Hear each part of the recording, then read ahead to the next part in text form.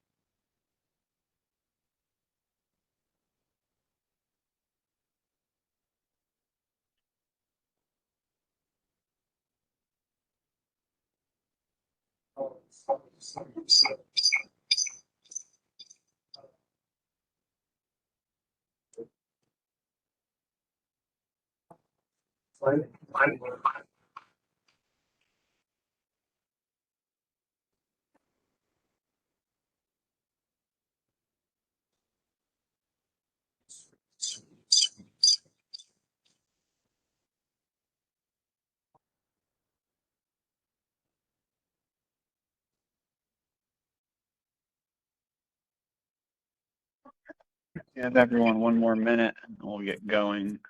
I just do a member head count.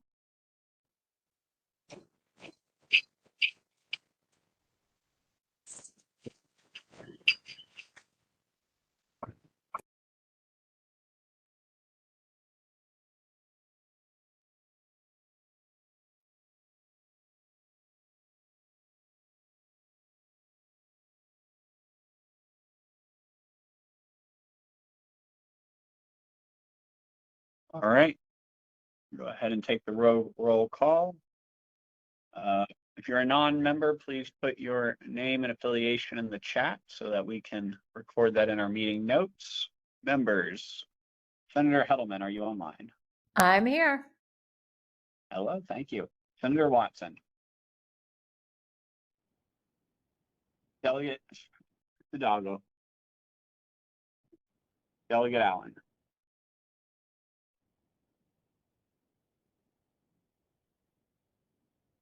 Rachel Jones. Present. Thank you. And then Rachel, just FYI, you're coming through twice. So if you're able to figure out your phone to computer situation, thanks. I am here. Kim with the controllers. Can you hear me? I'm here. I hear you. Thank you. Amanda with MDOT. Here. Excellent. Diego with MEA. I'm here, and also Tunde is here with MEA. He might be helping us out here with voting. Yep. Okay. I'll consider him and you together. Scott Wilson. Paul Virginski.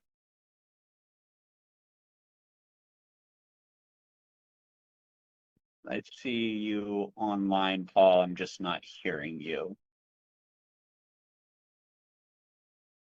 All right, I'm going to record you as a yes because I see your name, but let's see if we can figure out your microphone here. Let's see here. Josh. Here. Matt. Here. All right, we have quorum. Thank you everyone for calling in. Today, the game plan is to be our last, what I would say, true working meeting on the recommendations. We need to have our final recommendations concluded so that I can finalize the report and put that in your hands all for final approval. So I'm going to be pushing for consensus or non-consensus. It's okay if we don't agree, but I can record that in the report, or if we need to record nuances, I can. But today we need to make decisions across the two documents I circulated last week, one being the overall framework and the other being the individual regulatory pieces. I know some of you have had discussions offline, Josh and MDA. I will give you all a moment when we get to that item regarding MDA specific issues to kind of propose, I believe, a compromise solution on that topic, hopefully. So that's the game plan for today. Any questions before I get going from members? And then I see Scott has joined, so we're recording him, and also the delegate Dalgo is joined. All right. All right. So pull up the document. We will start with the framework.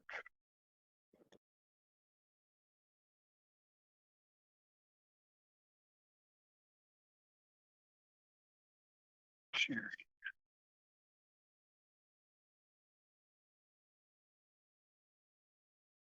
Oh,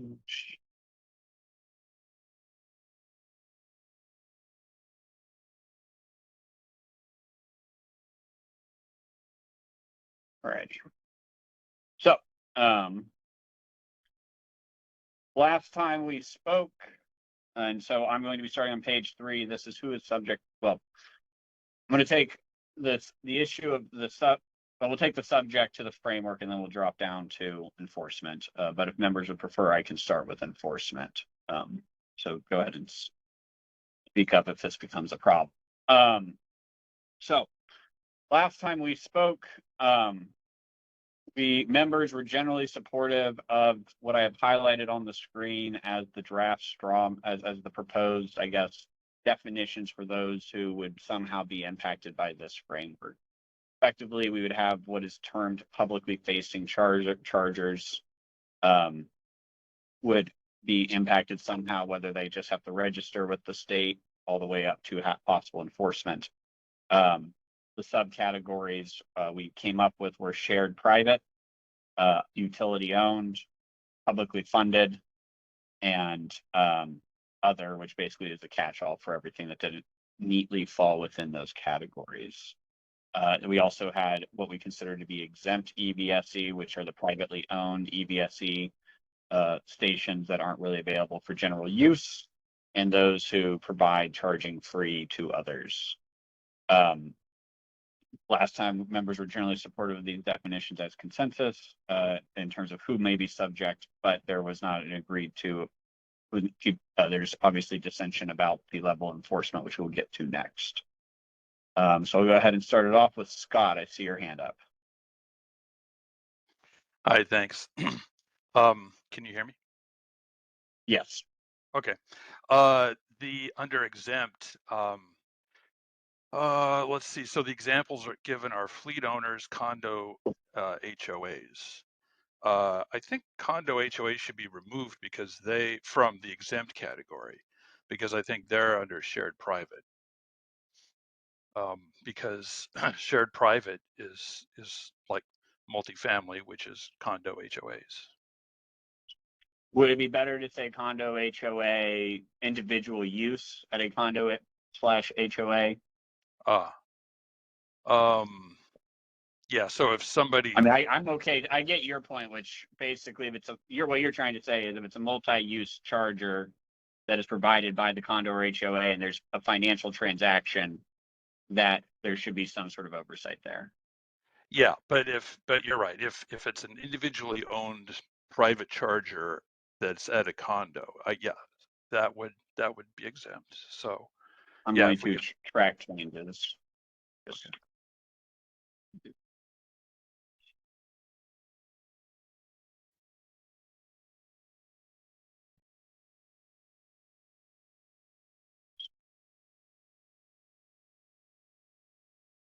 Scott, does that get your concern?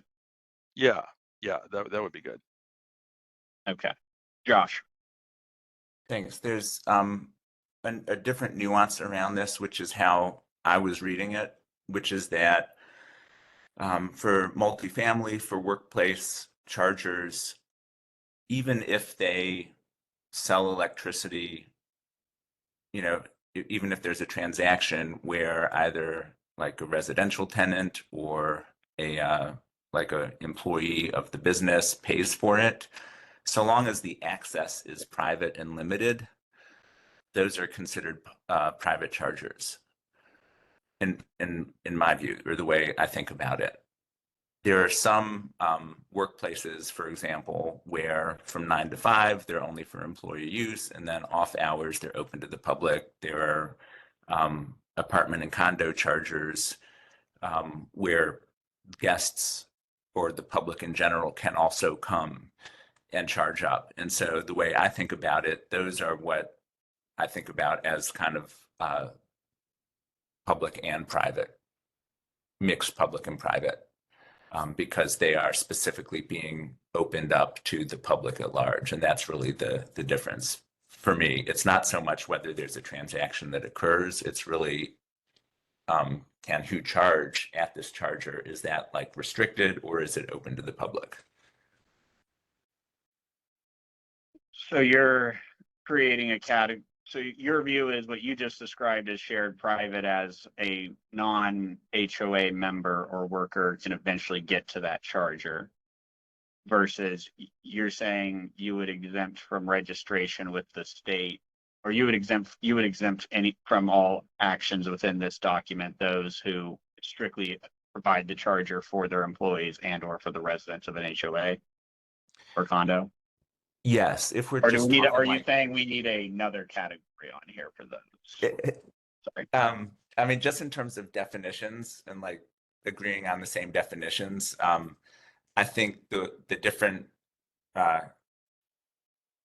split that I just mentioned is an important one. And just to give an example, in New York, for example, where they have this very large make-ready incentive program that the utilities administer,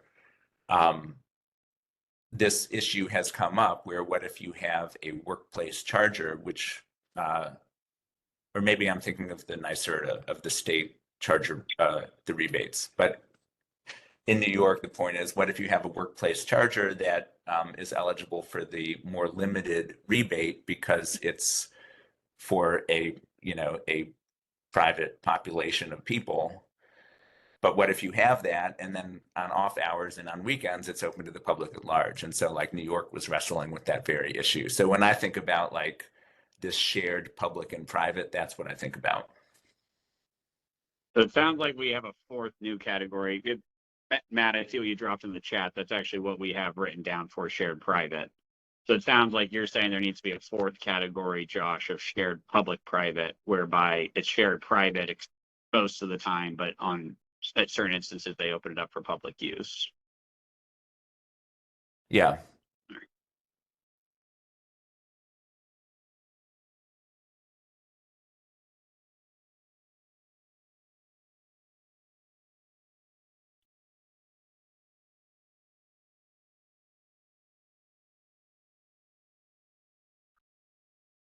Give me 1 minute.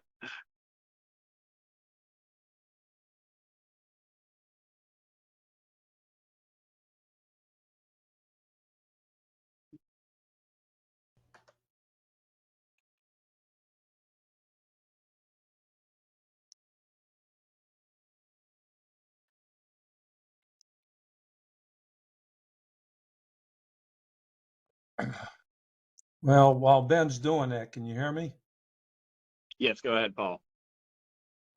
Clarification, Josh. So what you're saying is that they're gonna make money on the weekends, but not necessarily during the week. It's still a financial transaction that's gonna take place.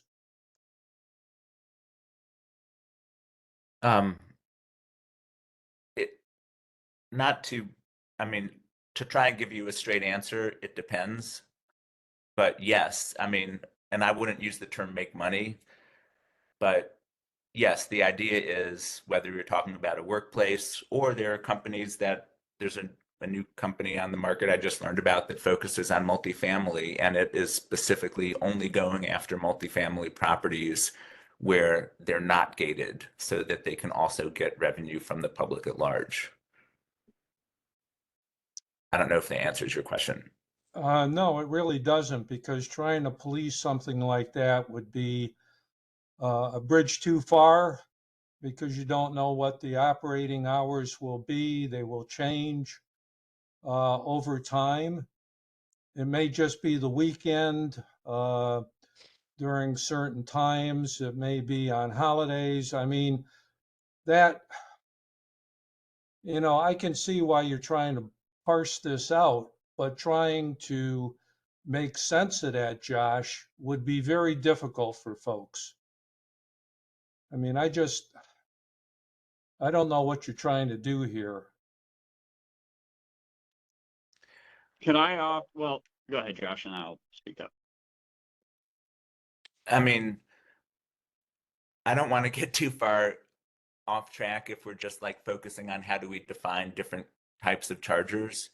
But as an example, if you have a charger that applies for an incentive and it's a workplace charger, but it says it will be available to the public at large on weekends, or it's a multifamily charger intended for the use of the residents, but it will also be available for the public at large, like from the applicant, I mean, not talking about the driver, but from the owner or operator of the charger, like they could easily flag this as this will be a publicly facing charger or semi-public facing charger, and therefore would be subject to whatever the requirements are for public facing chargers in Maryland. And why would that be a minus? I don't understand what you're asking. Well, why you want a separate tiering? Is your next discussion going to be, well, then the uptime and reliability reporting or whatever will not apply? I mean, I don't know where this is going. Yeah, and so I mean, just in terms of this initial, can we all like agree on definitions of different categories of chargers, right? Before we even get to your point, Paul, about what chargers will be subject to different requirements and enforcement and all that. I'm just pointing out that there are chargers that do not fall neatly into all 100% publicly available or all 100% private access only. There are chargers that have different flavors of that. Some are different flavors 24/7, others are different flavors just workday versus nights and weekends. So just for like definitional purposes, I'm just trying to point that out. Well, I hear that might be a different category, but the discussion we've always had was, is this a financial transaction that consumers are going to take part in?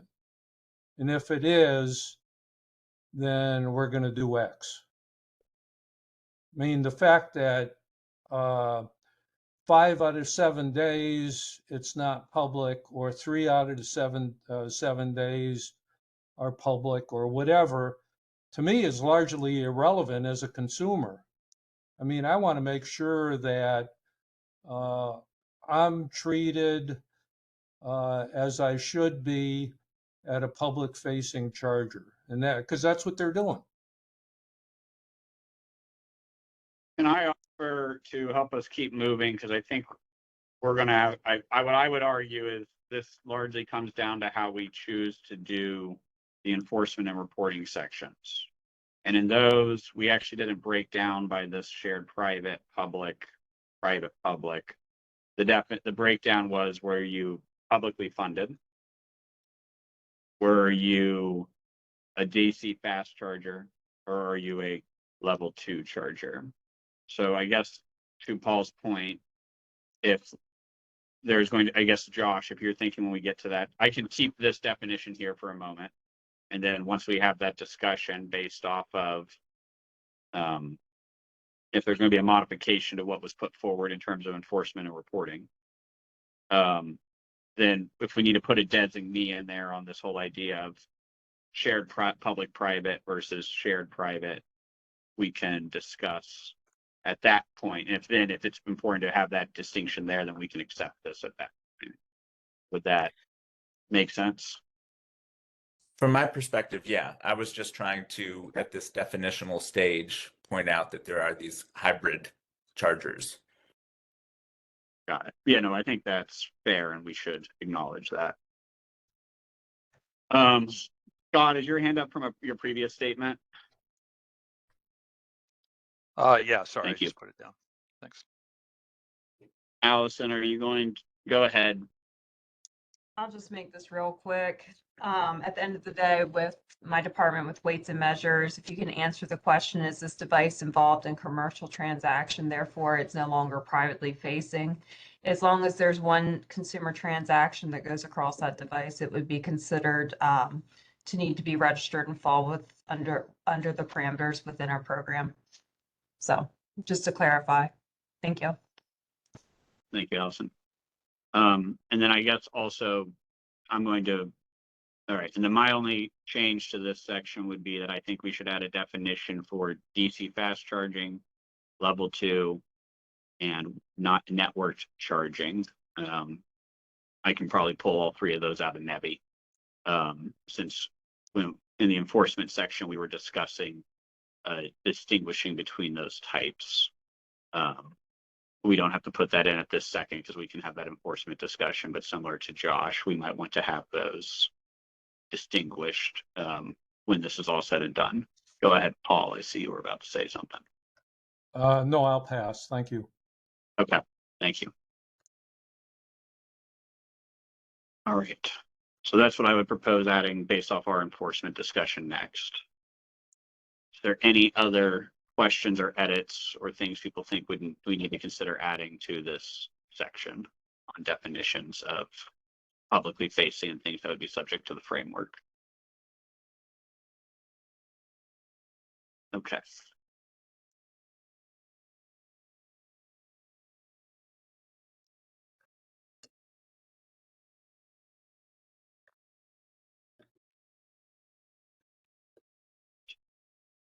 Thank you, Anthony. Two.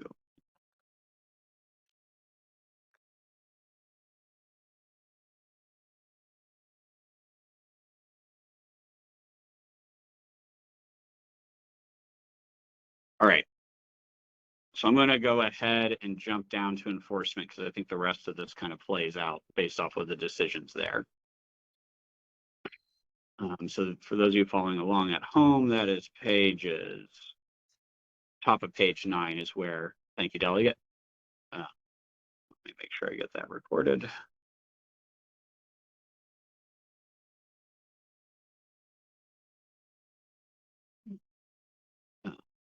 The bottom of page 8, top of page 9 on the enforcement discussion.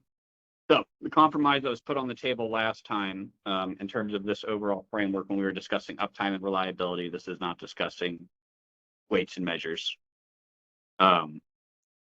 is that EVSE that is publicly funded, which would basically be state grants and utility ratepayer funded charging that is available to the public in any of those categories up above, should report and meet the uptime reliability standards and could face financial penalties for failing to meet any uptime reliability standards after having an opportunity to rectify problems. Any financial penalty should consider existing negative obligations upon the EVSE public funding. And then there's an outstanding question in terms of maximum penalty. DC fast charging that is not publicly funded but is publicly available shall report to the implementing agency their uptime and reliability metrics. There will be no financial penalties for uptime below 97%. So this is nothing. This is a report. The implementing agency shall monitor and report this information to the legislature. Based upon this report, or whatever other information the legislature wants to consider, they can evaluate if it's appropriate to expand the implementing agency's enforcement authority if necessary. Finally, all other EVSE available for public use, we're generally discussing level 2s, shall provide a longevity maintenance plan at the time of registration with the state. I realize that this got cut off, but the implementing agency shall monitor compliance with the maintenance plan based on customer complaints and other reviews. And then finally, so the implementing agency shall, I put down here, report every 2 years to the legislature about the state of charger reliability in the state, and if necessary, identify actions the state can take, including expanding scope of enforcement authority to improve the EVSE uptime and reliability. So that is the proposed compromise. So there is no distinctions about level 2, or no distinctions between the categories discussed above, but really focuses more on technology type once we get past publicly funded. We'll stop there. Scott, go ahead. Yeah, the section on the longevity maintenance plan, I would add before longevity, publicly accessible. So a publicly accessible longevity plan. Because if somebody is having, wants to figure out like, well, what's going on with this charger, they could say, okay, well, how did they say that they were going to maintain it? Right. I guess that if they provide a non-confidential version to the state and they have to make, like, I guess I'm thinking of when we, Yeah. I would say mostly deregulate. I mean, here's just an example of a regulatory framework we have. We had when telecom was mostly deregulated, the utility, the all these individual competitive providers still have to provide tariffs to the commission. But they have to maintain, their websites, they have to maintain on their websites like what their current plans are and all that jazz. So, but basically we would put the obligation on them to maintain and keep it updated. But because it's on file with the agency, anyone can go ahead and download that and look at it if they wanted to with that. Instead of you going, I can imagine like, yeah, I'm just trying to think about operationally keeping it. So I guess if it's like a non-confidential, something that like, a member of the public can access. Yeah, so you're talking about like an overarching longevity plan that applies to like the whole fleet of chargers. Right. I don't know, like let's say let's say like the link says, here's our game plan, instead of saying I'm going to do this for every single, like instead of having one for every single charger, they say here's the game plan for all my chargers, and then they maintain that plan with the PFC or MDA or whoever's supposed to have it. They keep whatever their most up-to-date one is with the agency. Yeah, I could see that working. Yeah, I would go with that. I saw Matt, then Josh, then Paul. Thanks, Ben. Do we define longevity maintenance plan in this document, or do you think that's going to be left up to the implementing agency? Like, how do you see this getting kind of explained? We have not defined it. We probably need to give some guidance around it. I mean, I think that's something that the implementing agency will have to implement, but you can't just, if we just say longevity maintenance plan without any qualifiers around it, that could be a lot.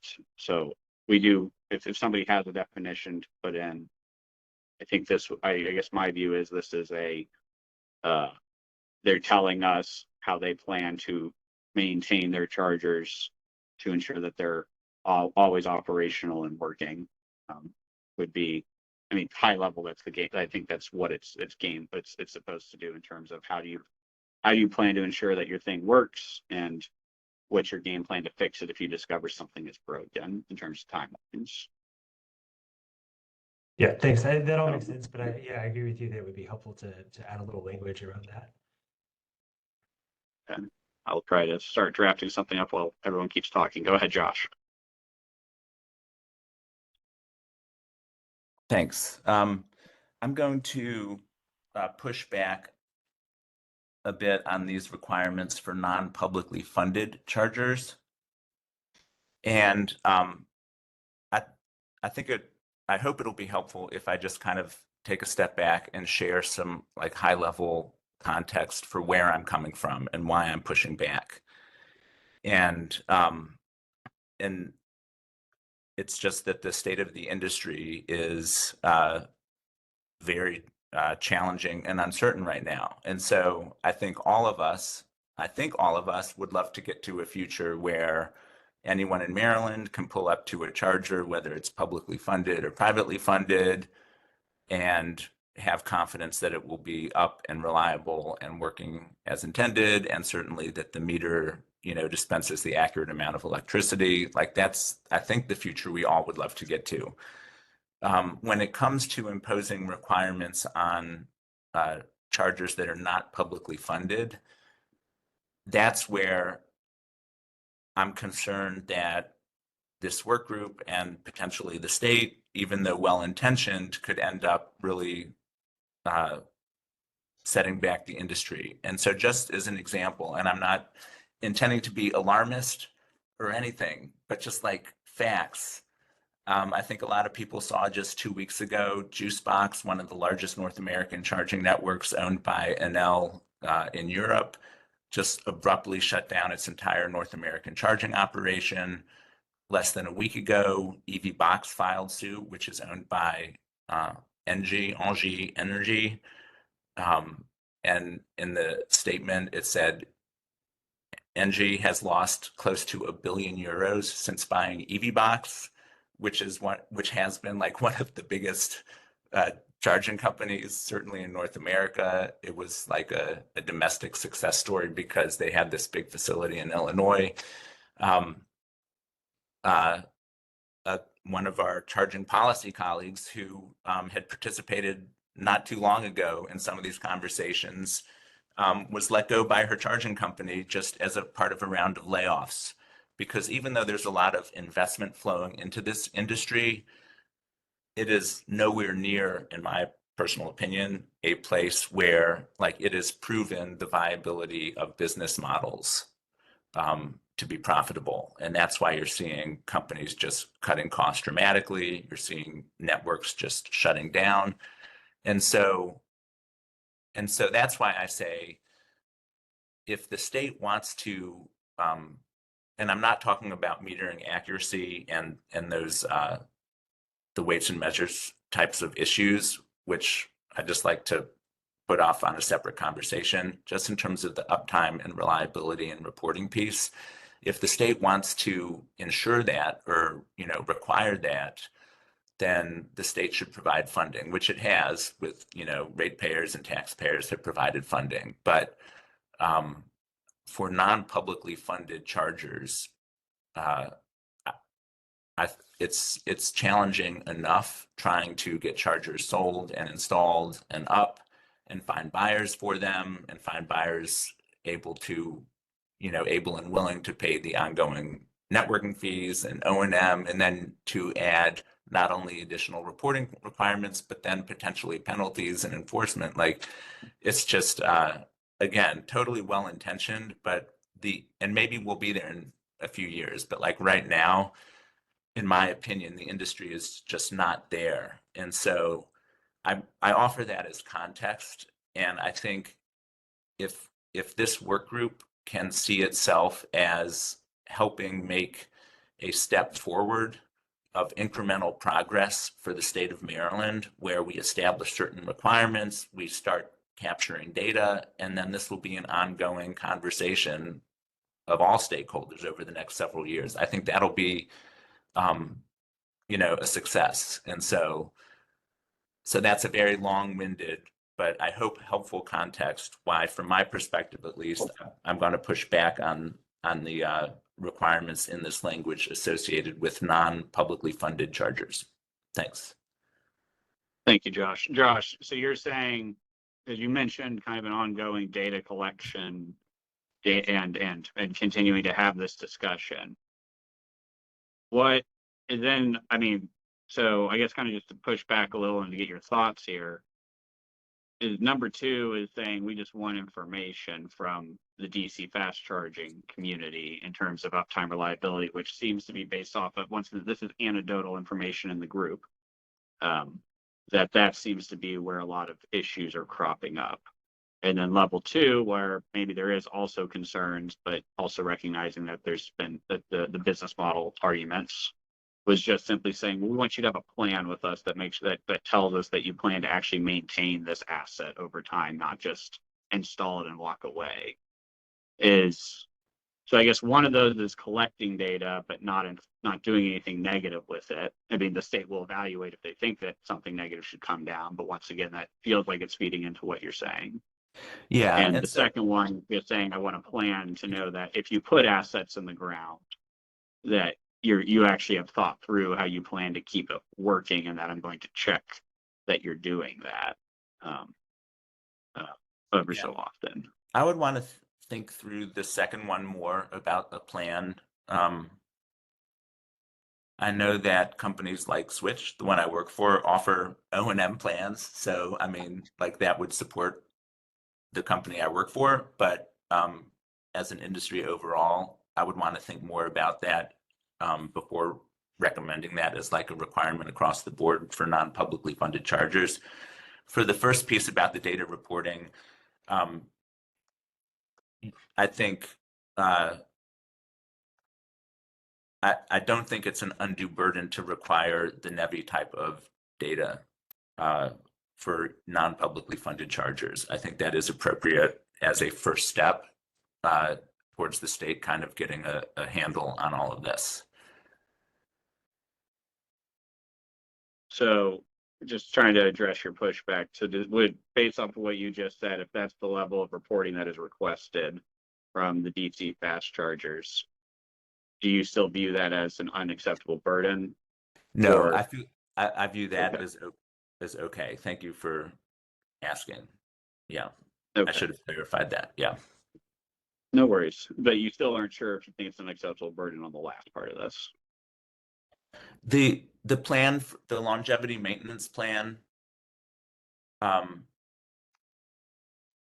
yeah, I would want to think through that more. Okay. And again, if we're talking non-publicly funded chargers, like part of me says that's capitalism and competition in the marketplace, and like there should be room for like those market forces to figure things out. But yeah, I would want to think more about that. Yeah, that's fair. And I mean, to me, I mean, one other thing I might want to add on that, if we are like, to me, the bigger question is going to be decommissioning, because these things don't seem to have like a 30-year life, right? These appear to be 5 to 10-year assets. So if you're going to put something in the ground like that, it'd be nice to know I'm not just going to have abandoned plant everywhere. It's just something that we all need to think about. But yeah, just keep thinking about that while we continue this discussion. Paul, go ahead. Yeah, I wanted to follow up on both Scott's and Josh's comments. Scott, with the longevity management plan, I think that's a great idea. And NREL X walking away is a point that is going to upend the market. I mean, you've got 120,000 residential juice boxes out there that are going to be unsupported. You've got 25,000, as I understand it, commercial. And then you've got other ones that are public facing that are all over the map. And there's no plan for keeping these going. I mean, it really deals with Josh's comment. Well, the market will work.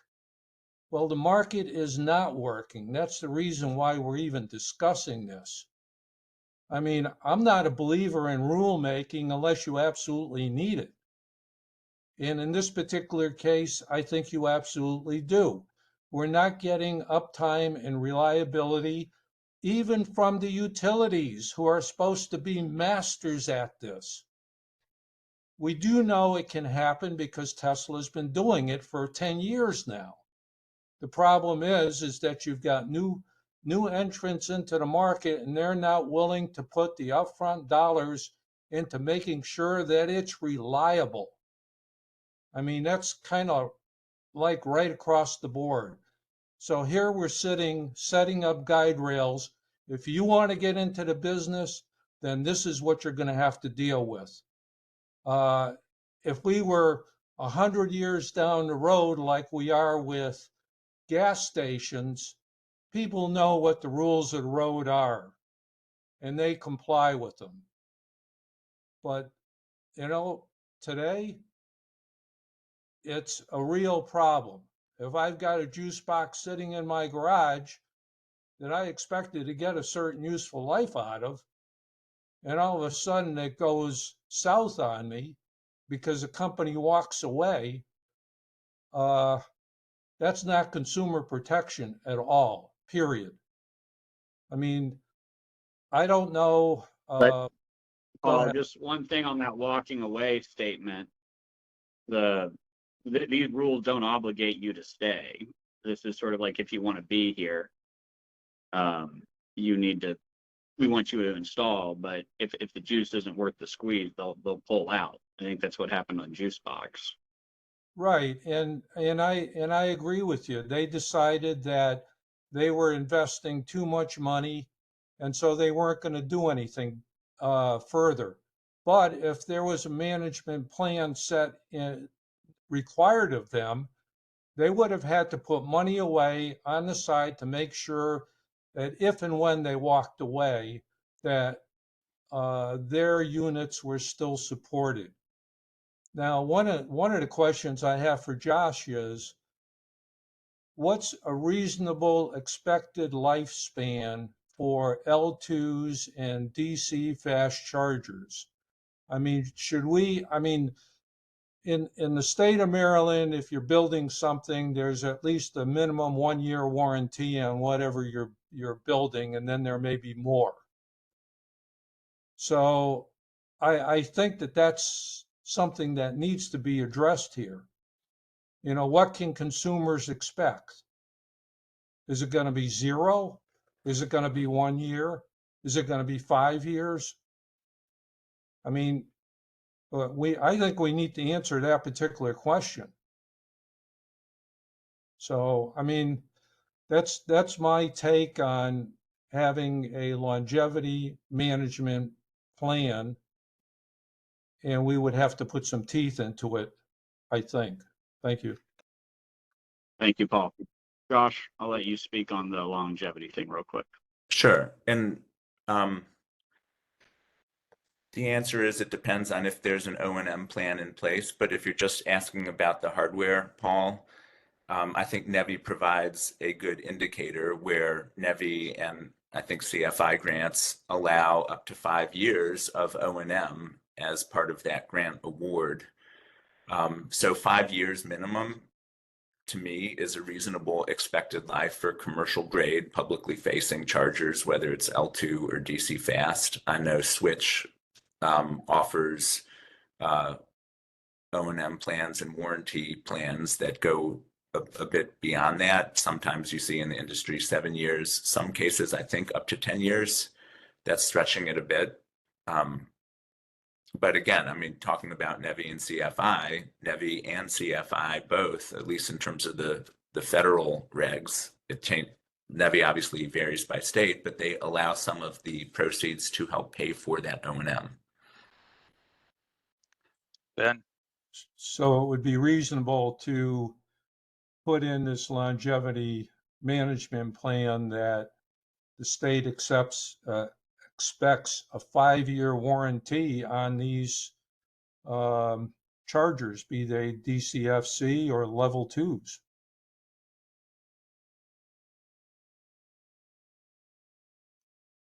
All right. Am I Matt, missing- Ben, Go ahead, Paul. I had a comment when you're ready. Oh, sorry. Okay. Yeah. Scott, your hand was up first, then Matt. Okay.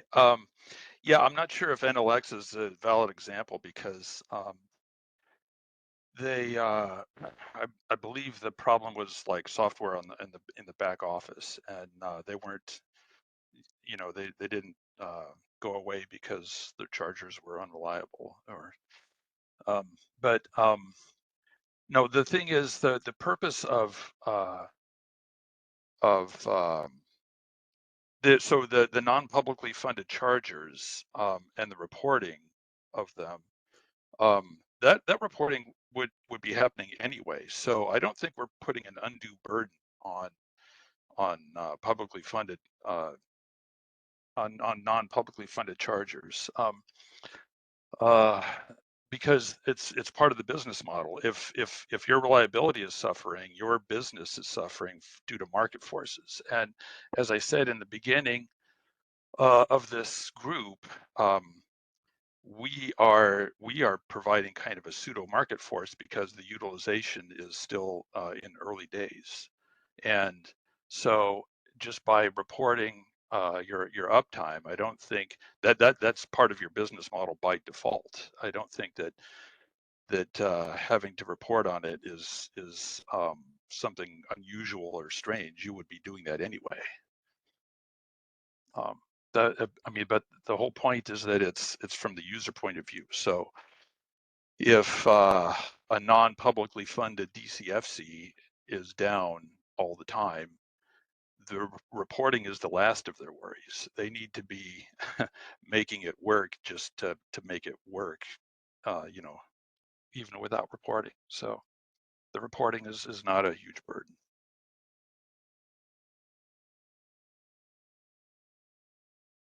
Thank you, Scott and Matt.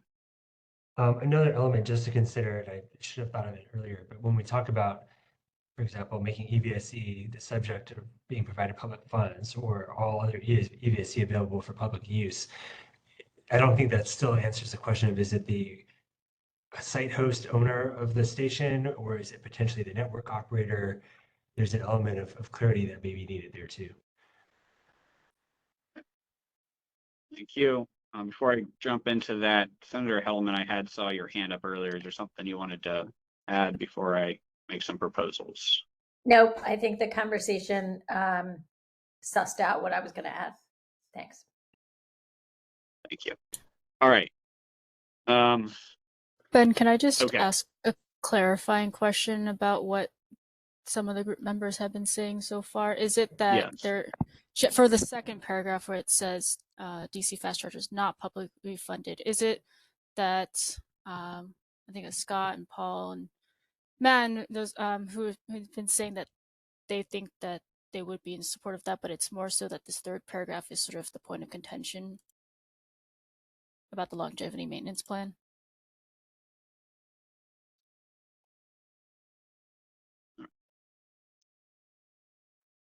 All right.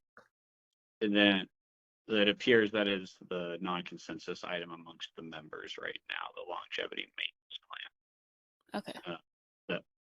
Thanks. I just wanted to clarify. So is the non-consensus that there is a longevity maintenance plan or that it's publicly accessible? We're about to dive into that, but yeah, I think right now all the above. Okay. So go ahead and so there's two. Go ahead. One further wrinkle. So DCFC that is not publicly funded, I wonder if we should say not publicly funded in whole or in part, because we need to, if it's a combination of private money and public money, I would call that publicly funded, even if it's you know, some incentive that paid for 1% of it. We have to guard against the alternative, which is privately funded. So if there's even 1 cent of private money, then we call the whole thing private. I don't think we want to go that direction. So Scott, up above, we've said publicly funded, received financial compensation for installing and or operating the charger. This includes, but is not limited to, grants or funding from the federal, state, local governments, and utility ratepayers. Intent: did the EVSE receive money to install or maintain its equipment from a government or utility source? Does that cover the partial question, or do you want some clarity about partially funded? I guess installed covers it. So yeah, okay. Let's stick with that definition, publicly funded. Okay. Just making sure we're covered. Thank you. Okay.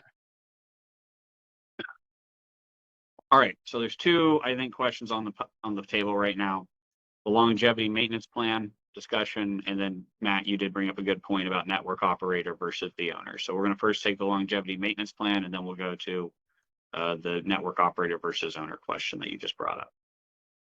Longevity maintenance plan. So currently the non-consensus on the table is requiring DC fast, or is requiring certain EVSE to maintain a longevity maintenance plan that is provided upon registration with the state. We were asked for a definition. I put a faux definition down that you all can feel free to pick at now, which is the implementing agency will need to develop the official details, but the guiding principles should include maintaining the operations of the charger as designed, a business plan to fix a charger, or a charger if it is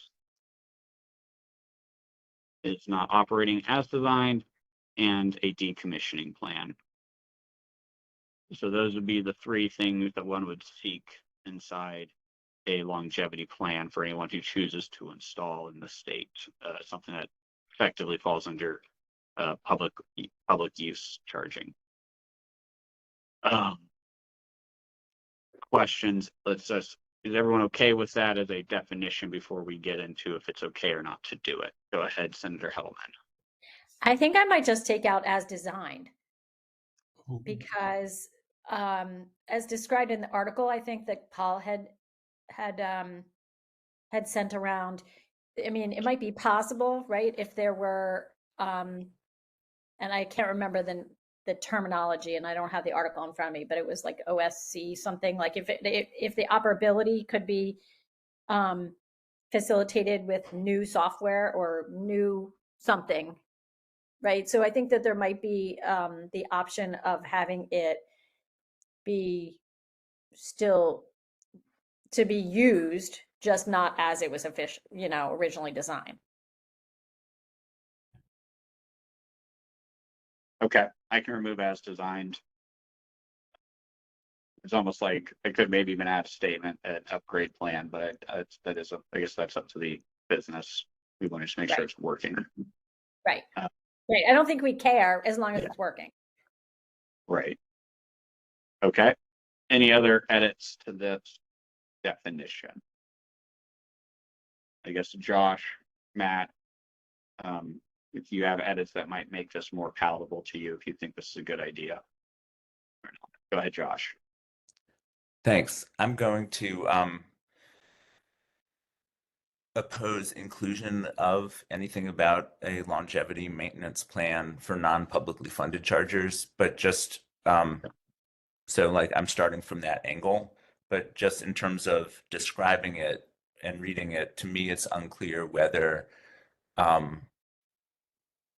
the plan needs to be approved or whether it's just needs to be accepted, right? So like accepted and approved are the same thing, but probably. I mean, I get your point, which is when somebody registers with the state, they say like I guess an example would be I built a chicken coop and I had to get it zoned with the county. And they rejected my first plan because I didn't draw it to scale. And so I had to resubmit it with graph paper showing it was at scale. Same thing here. I think Exactly. you would Right. have to check the appropriate boxes. I think that probably you would have to have an, I assume if this thing's going to have meaning, it probably has to be accepted or approved at the time of filing.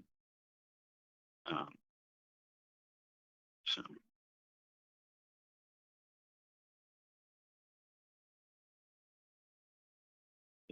Before I go to non-members, Senator Hellman, your hand still up. Just want to make sure I've got everything from you first. Awesome. All right, I did see in the chat non-members wanted to know more, so I'm going to go ahead and let you all speak up for a couple minutes. Michael, go ahead. Yeah, thanks, Ben. I mean, from a process perspective, following up on Josh's point about these plans, like when would someone in the installation process go about like submitting the plan and then getting it approved by the state and then revised? They get a quote from an installer. They find that they understand how much it's going to cost, $50,000 for some level 2 chargers, 25,000, whatever. But they can't actually pull the trigger on ordering the chargers because first they have to get a plan because they don't know how much that's going to cost. So like this logistically sounds exceptionally complicated. Remember, these are all like voluntary chargers. that's assuming this is approved. But the more likely scenario, the much more likely scenario is that people are going to just find out about this and throw their hands up and say, forget about it. I'm not installing chargers. I'm not talking to site hosts all the time. I deploy chargers, widely, and I can only imagine what a client would say in response to finding out that they had to do this. I mean, I'd be kicked out the door. So that's just my sort of real world. So a client perspective. wouldn't be willing to say, I'm making an asset available for public use. I want to install it, but I have zero game plan to make sure this thing will continue to operate. Yeah, their plan is I they'll guess call the plan is they'll call like me or an electrician or someone to come out and fix it or replace it. That's the plan. The plan is, here's the number for my electrician. That's the plan. There's no way people are going to go to any effort to fill out these forms and write plans and then have the plan rejected. I mean, it is. Yeah, but Michael, the answer for the longevity maintenance plan could be one sentence, and it could be what you just said. We have an electrician on call. That could be the longevity maintenance plan, or the plan could also be, we have no O&M budget for this. That could be an answer for the longevity maintenance plan. So I think it's not as complicated as you're thinking. Well, if the So plan, Scott, no, this I is hear you, Anthony Scott, and I from appreciate, Electrify America. That sounds great, but if it's subject to review by a certain agency, that approach might not be that of the agency, and therefore the plan could become a much more cumbersome and complicated process. So I think what your business community is saying is if I don't have to get it approved, I can just tell you my general idea. This could be more palatable. Now the question would go back to the group. Are you comfortable with that? Josh, I see your hand up. Okay. Oh, you're on mute. I do want to add, just to give another example of like building on Michael Krauthammer's example. So there are some customers that Switch has and prospective customers who are like, I'm thinking about charging.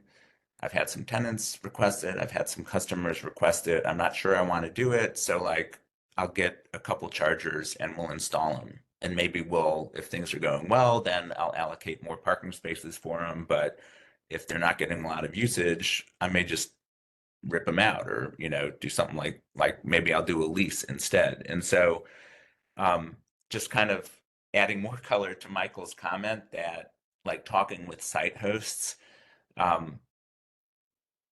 that a lot of them may be willing to dip their toes in the water, but they're not willing to commit to saying, yeah, I want to do a charger and I will commit to keeping it up for 5 years or 7 years, right? They're trying to like experiment, offer a service or an amenity that the market wants. I do think that this longevity maintenance plan is all going towards the ultimate goal of uptime. And I feel like focusing on uptime as a percentage, whether it's 97 or whatever the percentage is the right way to go for whatever population of chargers we think it should apply to, because it's a performance-based thing.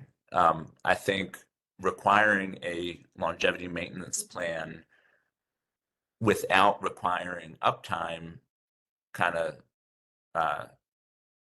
doesn't make sense. It's almost like too burdensome and would be counterproductive. I think the better approach is to figure out what population of chargers we want to require uptime of, and then let them figure out like how are you going to meet it. And if you don't meet it, then maybe there'll be consequences, right? We'll figure that out. But I feel like this is too prescriptive of an approach, and just like the customer base is not ready for it. So again, super well intended, but that's why I'm respectfully opposing it. Yeah, but Josh, there's a difference between requiring a longevity maintenance plan and filing a longevity maintenance plan. And what I'm saying is that filing it could be one sentence. We have an electrician on call. So the thing is, would you tell a customer? So if you're telling us, you know, you're trying to have a site host put in a charger, would you would you sell them? I mean, would you, you know, complete the the transaction with them without mentioning what would happen if it was not working? Wouldn't you Sure. say, and if it's not working, then, you know, call us, or we have somebody that you can call, or here's what to do if somebody complains about it. That in and of itself could be the longevity maintenance plan.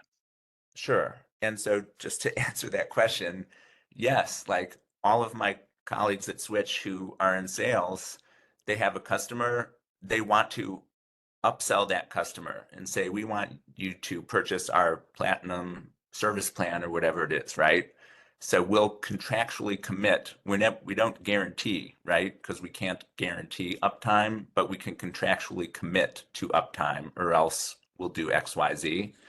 And so we want to sell them those things. And so some of them are like, yeah, I want O&M. I don't want to think about it. I want you guys to handle it. I'll pay a monthly fee and then you guys, the experts, take care of it. Others are like, I just want a couple chargers. These are solid chargers. I'll put them in and like they should work fine. And if not, I'll call an electrician, like Michael says, or maybe I'll decide it's not worth it and I'll just like take them out, right? So uh, yeah. Awesome. Well, Thanks. then both of those examples are longevity maintenance plans.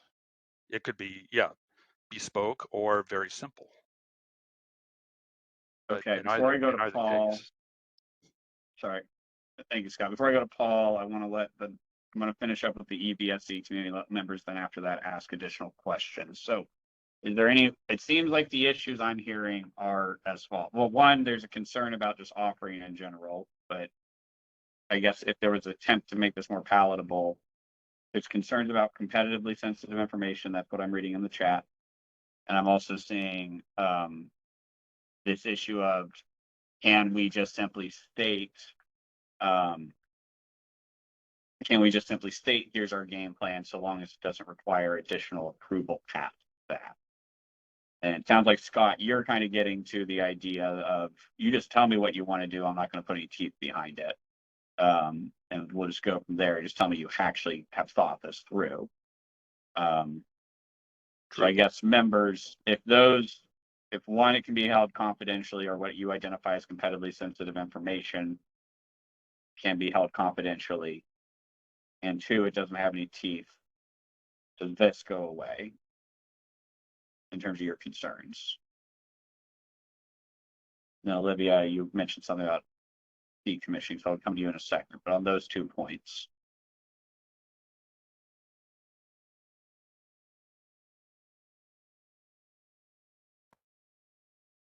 Hey, this is Emily Kelly from ChargePoint. Go ahead. Yeah, I just wanted to get a sense of, again, what the purpose was of making the maintenance and longevity plans publicly accessible. I mean, again, I understand giving them to the agency and the agency reviewing them, but are you thinking they'll be like posted online or something, and then members of the public would be tracking them, or what, just curious about that. in a word, yes, because and as I'll just summarize what I said in the chat, because I think that's pretty succinct. The plan doesn't need to name subcontractors or competitively sensitive info. It just needs to be a place for the public to start when they're trying to figure out why a charger hasn't been working for months, as an example, and they're trying to see if anything's happening. So it just, yes, it's just like, this charger isn't working. Is there anything going on? And it just gives them a starting place. So. All right. And Yeah, then I Olivia, don't know go ahead.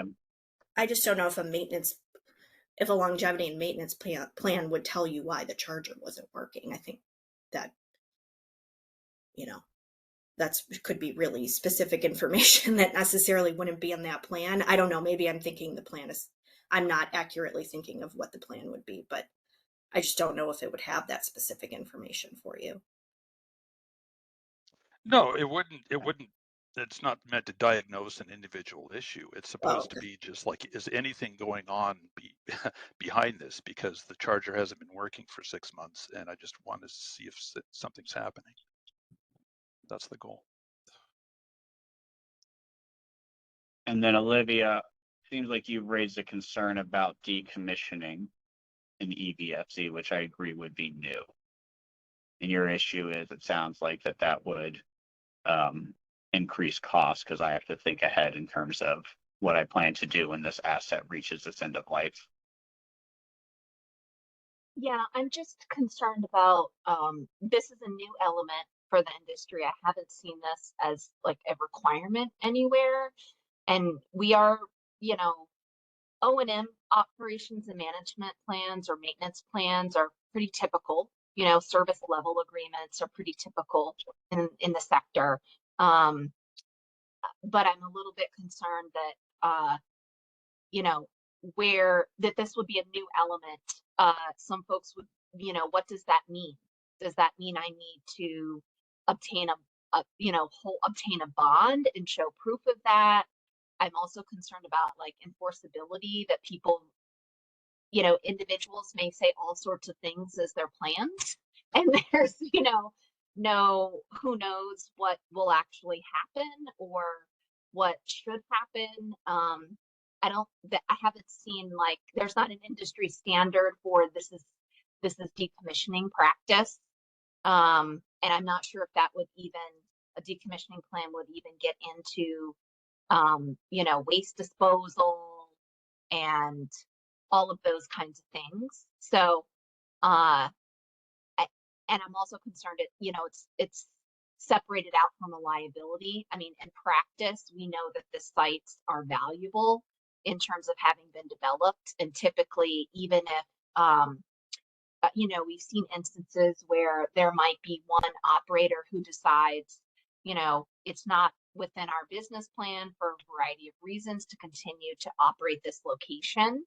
And then they may even like sell the location to another operator. They might switch out the charging equipment, or that happens. And then in many cases, if you're talking about DC fast public charging, oftentimes the equipment will just be updated with latest equipment after 5 to 10 years, depending on what, you know. So I'm just not sure what a decommissioning plan, what the parameters around that would be, what it would look like. You know, I think there would just be a lot of questions. Because as an industry, you know, from ABB Mobility's perspective, we just want to have certainty and know what the rules of the road are.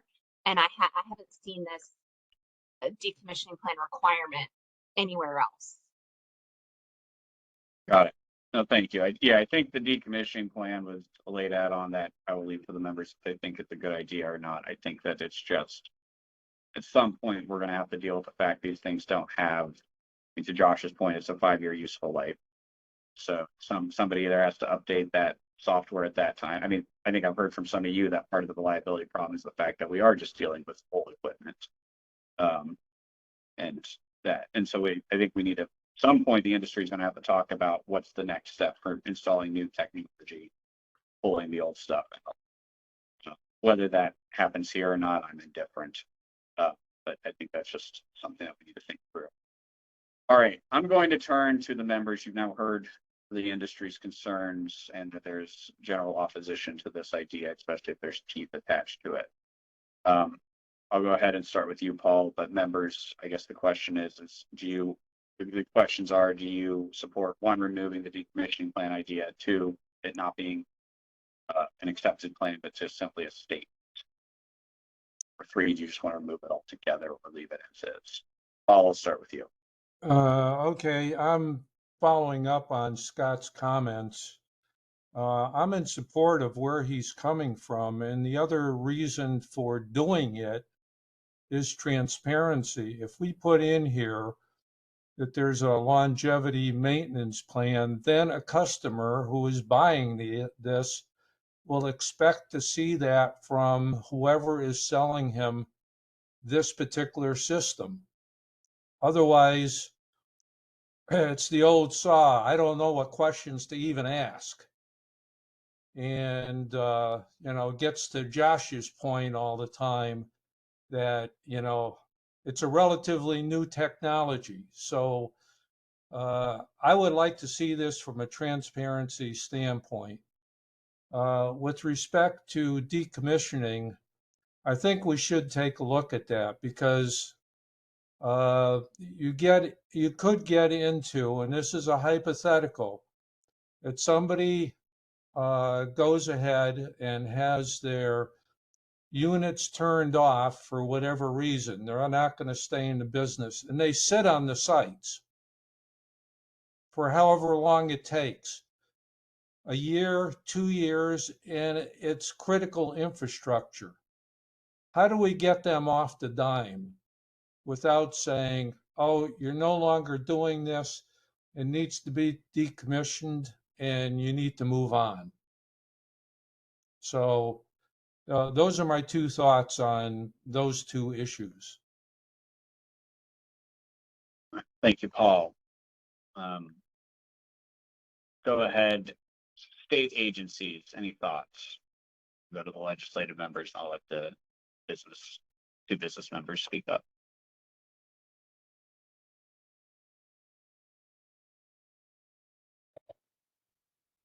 I'm just going to weigh in. I know this is more regarding uptime. However, I know gas stations, when they are no longer in service, they are required by different departments in the state other than mine to remove the tanks and the pumps and such. And I think they are granted a 6-month timeline, something along the lines of that. Our department requires notification when a business is no longer using a device or if it closes. So some form of notification, I think, should be required.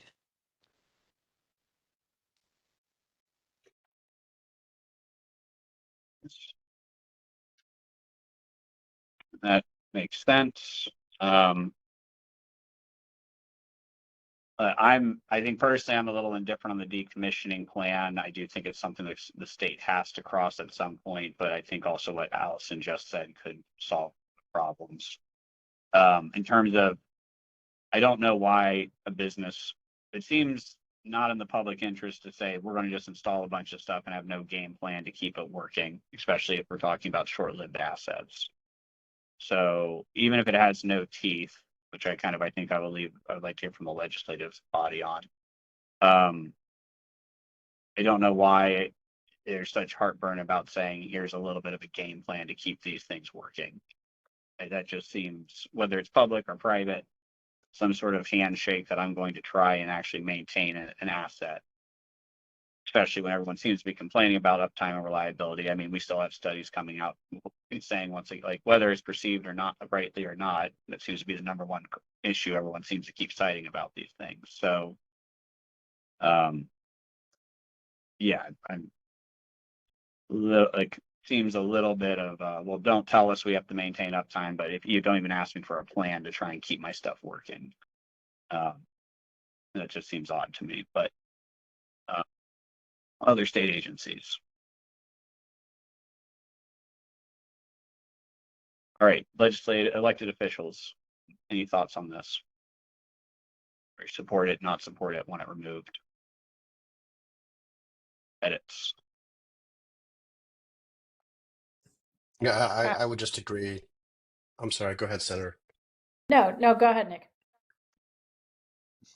David, This sorry. is it's okay. Sorry. No, I would agree that is a problem. I think that if you're going to put up a charger, you should have some kind of plan as to how to keep it up and running, and if you're done with it, you don't just abandon it and walk away. I mean, that's some of the problems is people come up and look and to see if a charger is actually working, and if it's been abandoned for 6 months, how's that helpful? You should have some kind of plan about how you decommission them. I think you hit the nail on the head. Thank you. Ditto. I agree. Thank you. All right, Matt and Josh, I'll let you have final say before I turn it over to voting. Oh, Nick, sorry, did you have? If your mic's not working, go ahead and drop something in the chat. All Matt and Josh. I'll let them have. Okay, thank you. Matt and Josh. Thanks, man.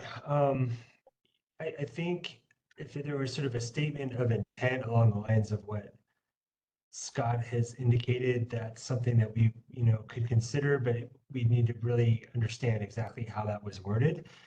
Could it include something where a potential site host, if it was purchasing a charger, would indicate, did they decide to buy the voluntary extended warranty plan or something like that, and that could potentially be available for folks to see what is the commitment of the site host to maintaining the chargers. I think I agree with what MDA said about being notified when chargers are intended to be removed out of service. That definitely makes sense. For decommissioning, it does make you wonder about the gas station example too, because I think there are instances where fuel marketers have to contribute to funding possibly for the long-term remediation of sites. These chargers don't have that same level of environmental impact, but it still raises some questions for us. I don't know if you commit to supporting that at this time.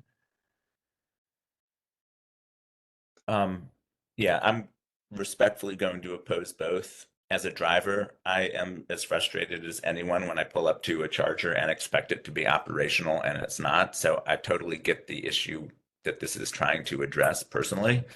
But again, just thinking about it from the perspective of trying to sell chargers, get them installed, where is the demand for it, and the business model case to make.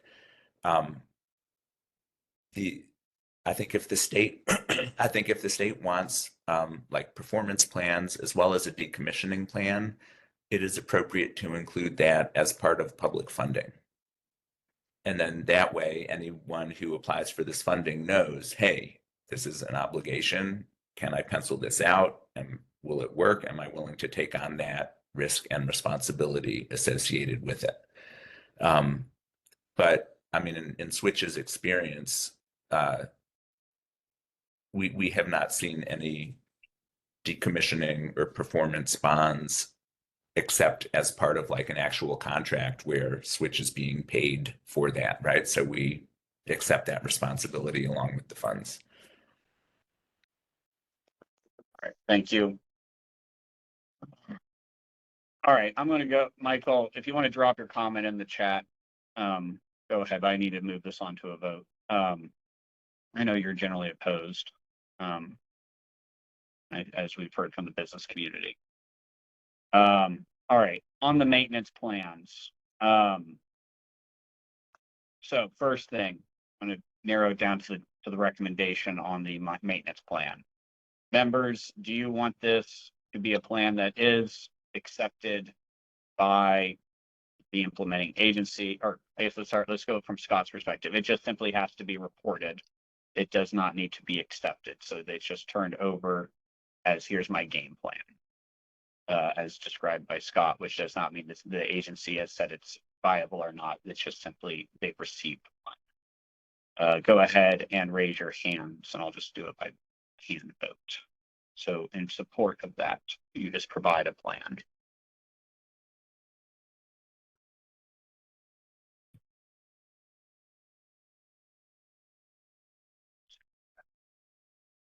All right. That is a majority. So this does not need to be accepted, it is simply provided. Second thing, for this framework, do we want to require within that maintenance plan a statement of how they plan to notify the state once they plan to decommission. So when I say decommissioning plan, let's narrow it down. Let's define that in terms of I plan notice that the state will receive when they plan to shut it down. Go ahead, Senator Hellman, I see your hand up. I think it's incumbent on whichever agency has oversight to let folks know what they expect. I don't know that I'd expect industry to do that. Okay, so instead have your recommendation is the implementing agency set standards for decommissioning. Yeah. Scott. Yeah, keep in mind that the decommissioning plan could be very simple. So I'm just thinking what decommissioning a site would look like. And as far as I can see, it would mean removing the pedestal and simply making the wiring safe. I mean, I think they can put a cover on it so it's like tamper proof, or there's like a circuit that you would turn off. So it could be a very simple thing like that, just to make it safe. Thank you. Delegate. Thank you. Does anybody have any idea what the current, I mean, I know it's not apples to apples before people freak, but what is the current situation for a decommissioning plan for a gas station or pumps at a gas station? I'm going to just recite what Allison told us. Basically, it sounds like they're required to remove the equipment within 6 months of shutting down today, and they have to provide notification. So Allison with Weights and Measures has recommended that at minimum, we would say they have to at least provide some form of notification when they plan to shut down a site. I don't know anything past that. We need to look it up further for you. That's good. Thank you. All right, so I think the proposal on the table is from the senator, which is the implementing agency would develop a proposal or develop standards for decommission.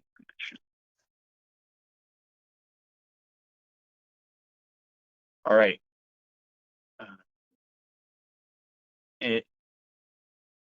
All right, let's take a vote on that.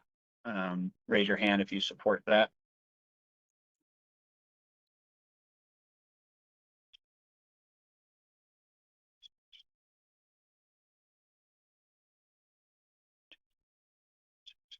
Okay, that's 9 in favor, opposed.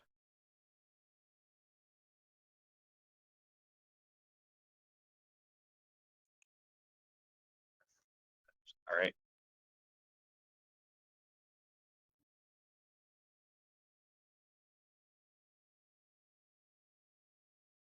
All right.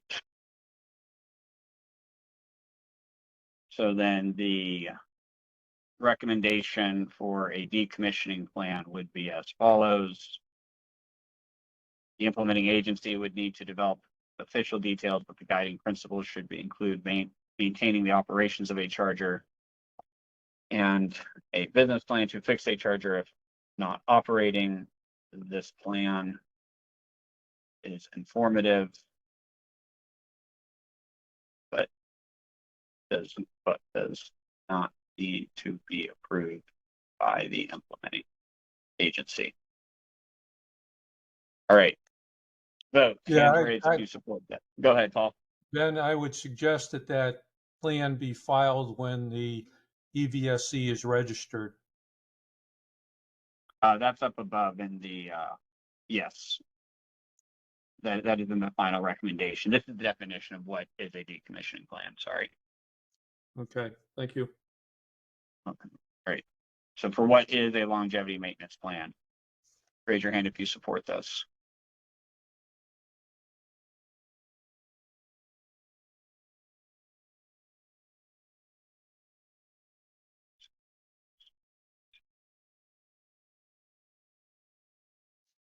Right, 9 in favor, opposed.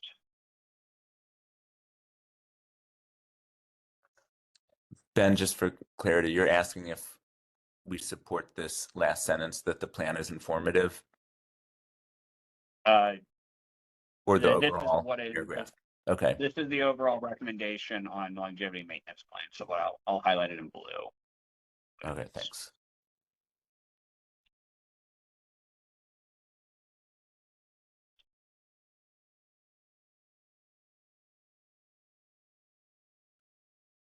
All right. Before I take the last vote on level 2 stuff, there was a discussion about publicly accessible versus maintaining it confidentially.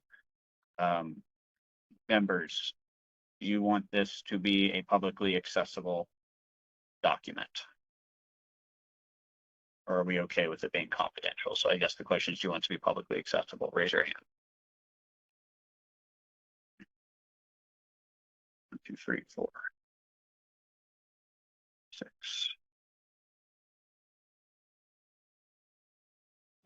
6. Opposed.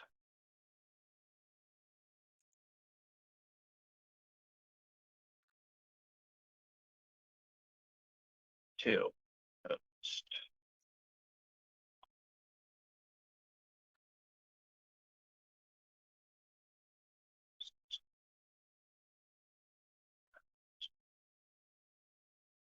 I guess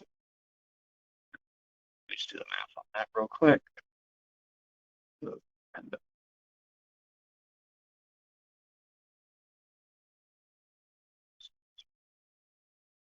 okay, that's a majority.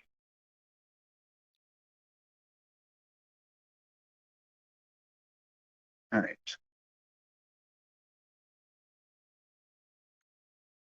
All right.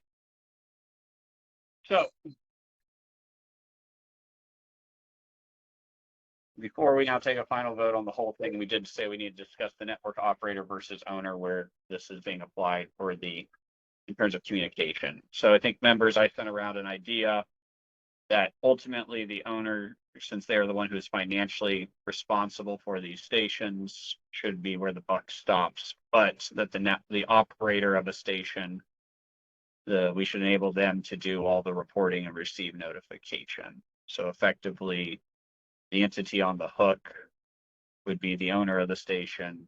The operator, though, could do all the compliance work on their behalf, and that the work would be that we would set up a process that would enable the network operators to do it. But the owner of the asset would ultimately be the one in charge of making sure compliance is maintained and paid for. Go ahead, Allison. I agree with that idea, and I do have one recommendation. I think it will enable the implementing agency, as well as weights and measures in the future, to have some sort of marking requirement at the station on the dispensers as to who owns it, as in this is the name of the entity and this is a good contact, whether it's email or phone number. That way, when there is a violation that's noted, it's easily, someone's easily able to be contacted and notified of the violation. Because a lot of times the operators very well may say, I have no way of getting up with the owner. I can't contact them. I don't know who they are. So I think that probably would be a good choice. That's my recommendation.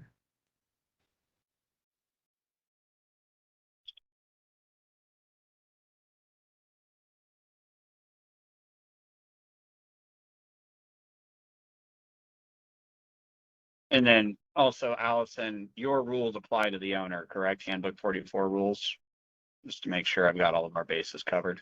That is correct. They would apply to the owner. So marking requirements such as the actual name and contact information would greatly enable our operations as well as the implementing agency for uptime if there's an issue that's noted. All right.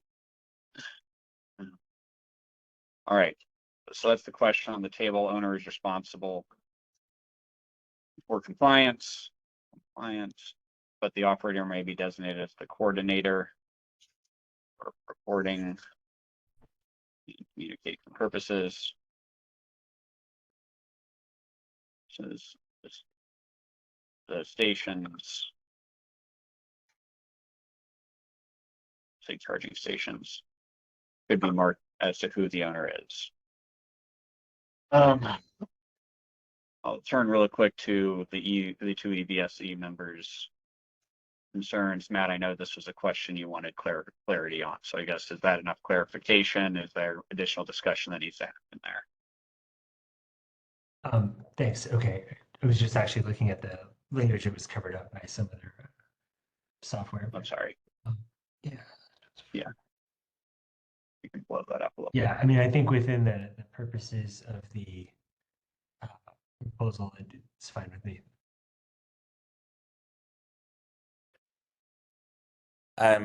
This is Josh. I think it's appropriate for a charging station to have notice as to who the responsible party is, which may be the owner, and may be the network operator, and maybe some other entity. I'm not sure. So yes, even Well, if, yeah, go ahead. Go ahead. I was going to say, even No, if no, the go ahead and finish your thought. let's say the owner ultimately is responsible, the owner may contractually like obligate a network provider or e-mobility service provider to maintain it, right? So so like on the back end, legally, the owner may be responsible. But as far as the public is concerned, like who the responsible party is, there are a number of customers who, like, as I mentioned earlier, like are willing to have a charger, but they don't have the capacity or interest to deal with the maintenance. So that public number for the public, in my view, should be not necessarily be the owner. There should be the ability to designate whoever is contractually responsible for that. To receive notification that there's a problem and to go out and fix it because they're supposed to be the fixer. But ultimately, if the state needs to get in, like, if some sort of enforcement needs to get involved, the owner is the ultimate party responsible, and they can't use the excuse, well, my vendors didn't tell me about the problem. I guess I'm thinking back, like we have this issue on the retail choice side where they've used contract labor to go out and sign up customers. The contract labor inevitably says things they shouldn't say or engages in contracting in a manner that shouldn't have contracted. And then sometimes the response is, well, that was our contractor, not our company. And then, well, our ultimate response to them is the buck stops with you as the company to make sure your contractors are complying with the law. So I think I'm just making sure that you agree that the owner is the one. We need to know who I point to wherever this goes. And I need to make sure somebody's reporting or not reporting, or somebody is in trouble or not in trouble. Yeah, I think that's reasonable. Okay. Senator. I think that's reasonable, but I think that there should be information that tells the consumer where the buck stops. And I don't know exactly how to do that. But somebody who's having a problem should know where the most appropriate place where they can lodge their complaint. Right, and I think that's what Josh was trying to say, but that the person they're lodging the complaint with might not actually be the owner. And so I guess for your question, as a member of the public, let's say you're upset with a station built at a Safeway. Technically, the Safeway is the owner, but let's say ChargePoint is the operator. And so everyone's supposed to be calling ChargePoint to say, I have a problem. But we know as an agency, the Safeway is the owner. Do you think the public member needs to get the information about that's a Safeway station, or you think it's more important that they know Safeway is designated, ChargePoint is their operator, and so that's where everything needs to go? Just making sure I've got the bases covered. I think probably the latter, because I think the consumer is most interested in knowing who can fix the problem, right? I think they don't really care who the intermediate, I mean, it's an important role. I don't want to minimize that, but they want to know who's actually going to address the issue. Right. Scott. Yeah, you could simply say the charging station should be marked as to who the owner and or operator is. That way it covers Josh's situation and whatever the situation is.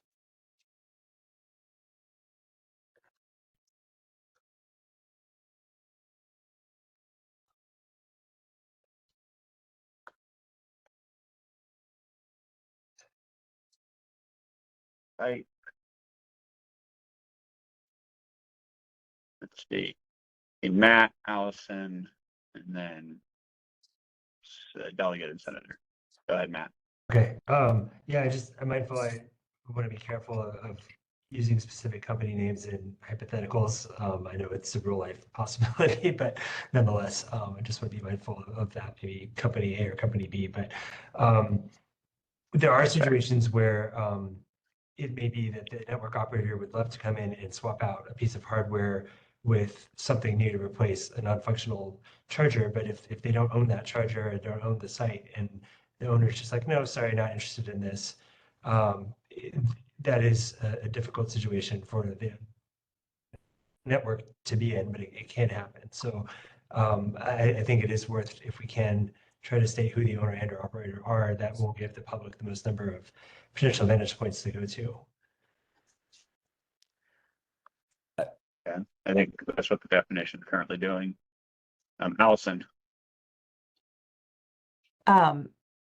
In regards to the owner / operator, I like the idea that the information is clearly marked on the dispensers with good contact information, whether it's an email or phone number.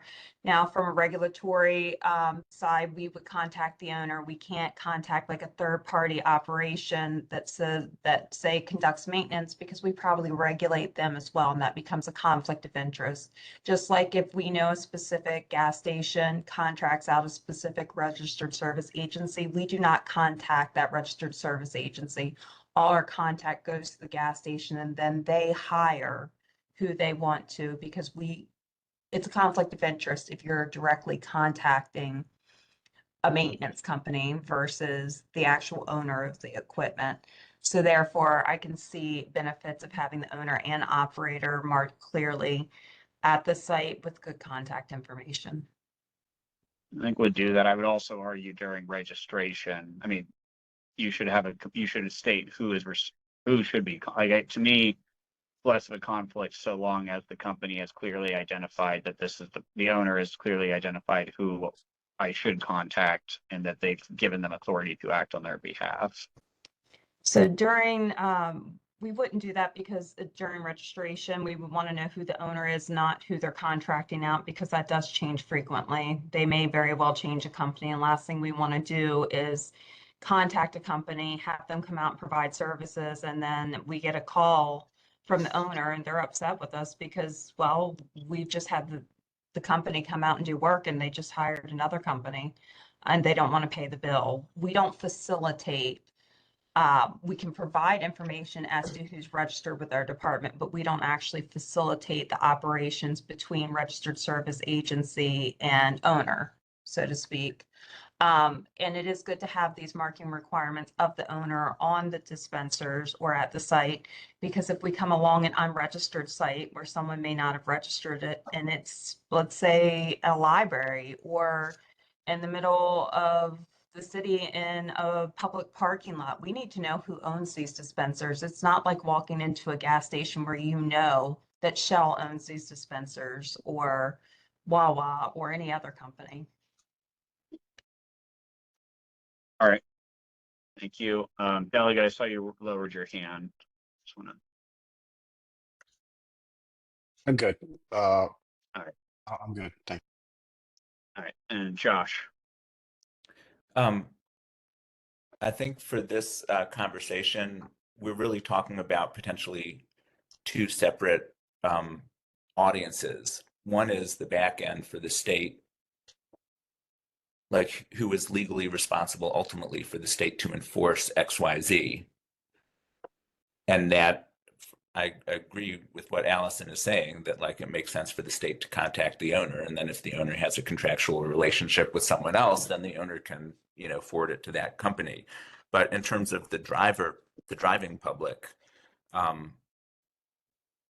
if the goal is to have every publicly facing charger have a number saying, if you're experiencing difficulties, call this number, I think that's what we're getting at. And so we should just, like, it doesn't need to be super complicated. It can just be like each charging station should report or should display like a phone number that's publicly available for drivers for customer service or things like that, if that's the intent behind this.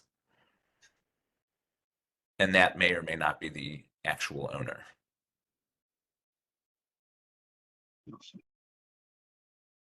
Josh. All right, so I think the proposal is owner, correct me if this needs to be changed. Owner is responsible for compliance, but the operator may designate as a coordinator for reporting and communication purposes for reliability and uptime.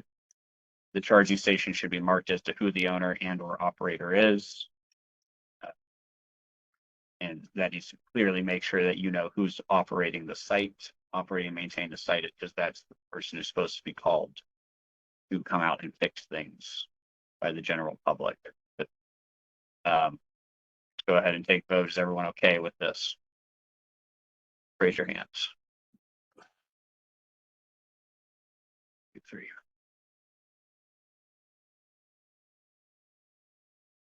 Great. We're at 11. All right. All right, unanimous.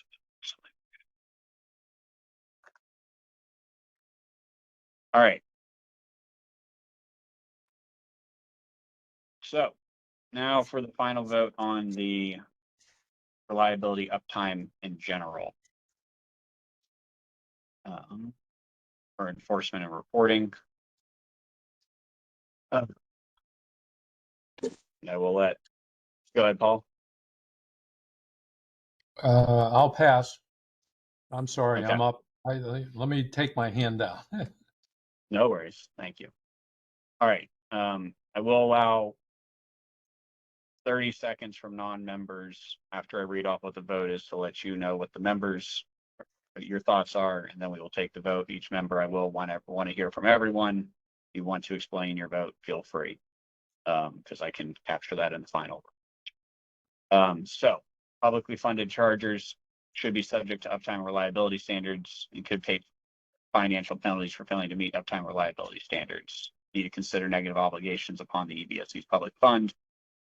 2, DC fast charging EVSE that is not publicly funded shall report to the implementing agency their uptime reliability metrics. There will be no financial penalties. This shall be monitored and reported to the legislature, who can then decide if they want to expand enforcement authority. For everything else, at time of registration, there will be a publicly available longevity maintenance plan filed with the implementing agency upon registration. The implementing agency shall monitor compliance with that plan, but there is no negatives and it's not to be accepted. As explained below, the implementing agency will have standards for decommissioning that they will establish. The gas station, sorry, that's just a note, so that's not part of the vote. Sorry. Owners are responsible for compliance, but the operator may designate as a coordinator for reporting and communications purposes. The charging station should be marked as to who owns and or operates that station. And then we will have the implementing agency every 2 years report to the legislature about the state of charger reliability in the state. And if necessary, identify actions the state can take, including expanding scope of enforcement authority to approve EVSE uptime and reliability. All right, members, before I open it up to general comments, any additional edits? Yeah, I would put in report to the General Assembly by November 1st, so that there's plenty of time for them to take into account whatever comes out of the report. Any opposed to the November 1st edit?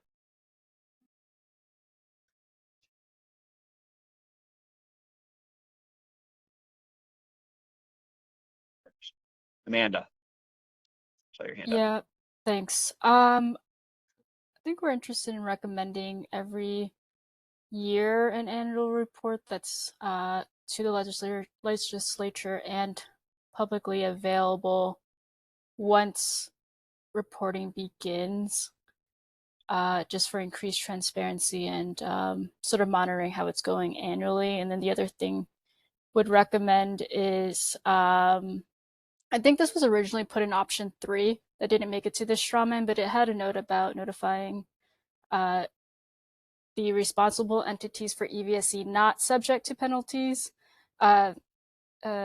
notifying them of consumer complaints received. And we are interested in including that in what you have highlighted in yellow. Sorry, I'm just looking through. Yeah, that sentence. So there's no So negative the implementing agency would notify the EVSE if they received a complaint? Yeah. That's the proposal. Give me a minute.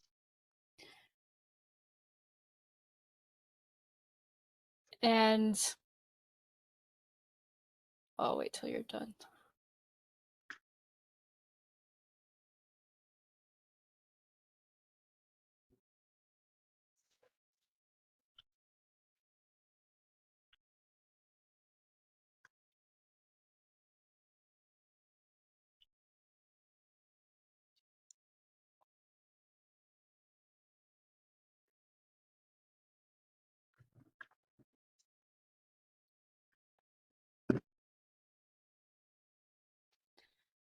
And then if I could note one more thing is, this is not necessarily a change in what is proposed in yellow, but maybe clarification, which is that we sort of saw the buckets of publicly funded EVSE as actively funded versus previously funded.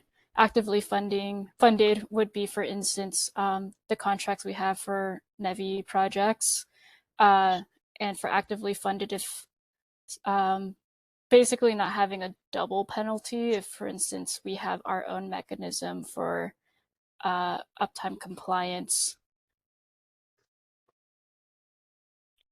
Is that not captured? I'm gonna highlight that in blue for any you on the screen. Any financial penalty should consider the existing negative obligations upon EVSE's.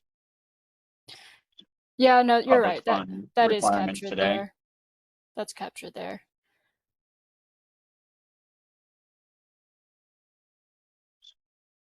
So far, I'll make it a little more explicit currently.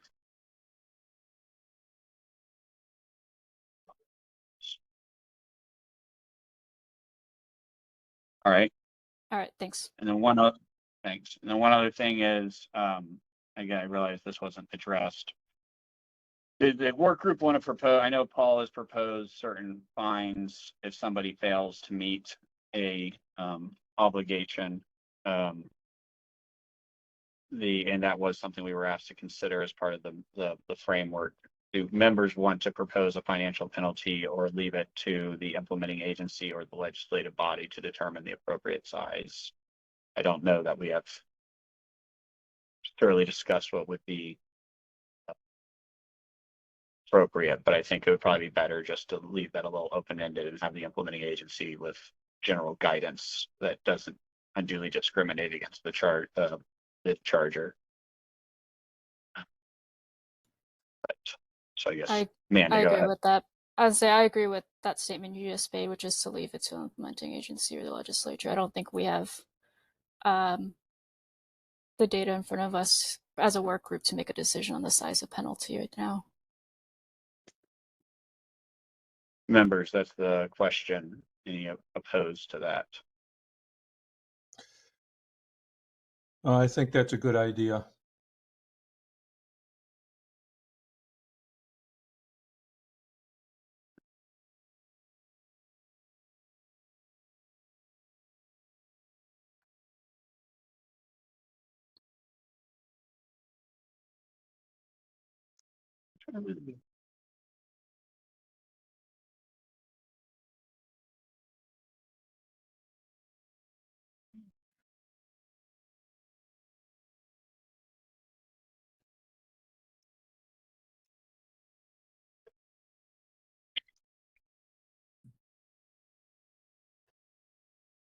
All right.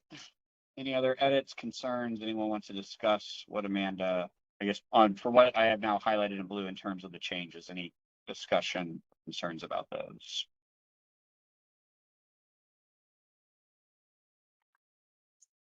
All right, going to take Ben, I did. Go ahead, Amanda.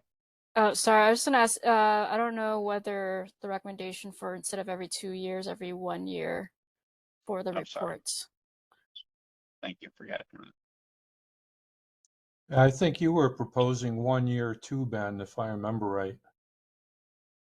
Yeah, we've done a lot of stuff, so I don't. As a guy who might have to do it, I would obviously favor a little more time between reports, but I also understand the policy, and I think we can make it work with the right number of lines. All right. So this is the vote. I did offer to let, so non-voting members, I will give you about 30 seconds each if you would like to state your views for the members before they vote. Go ahead and raise your hand.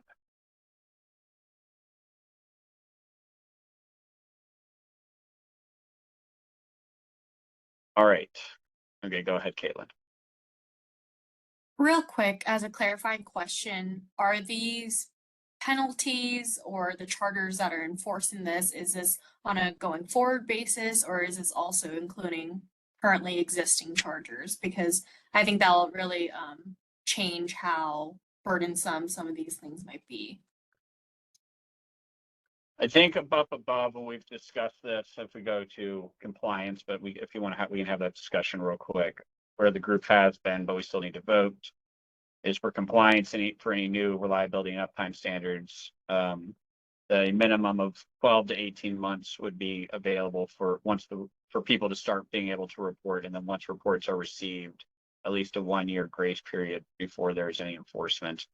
There wasn't discussion about existing versus non-existing. I do recognize, I think, anywhere where I've seen this, Paul just shared something recently where in Philadelphia that it's may have passed or hasn't passed, but everything else I've seen previously has only applied to going forward once the law is in effect.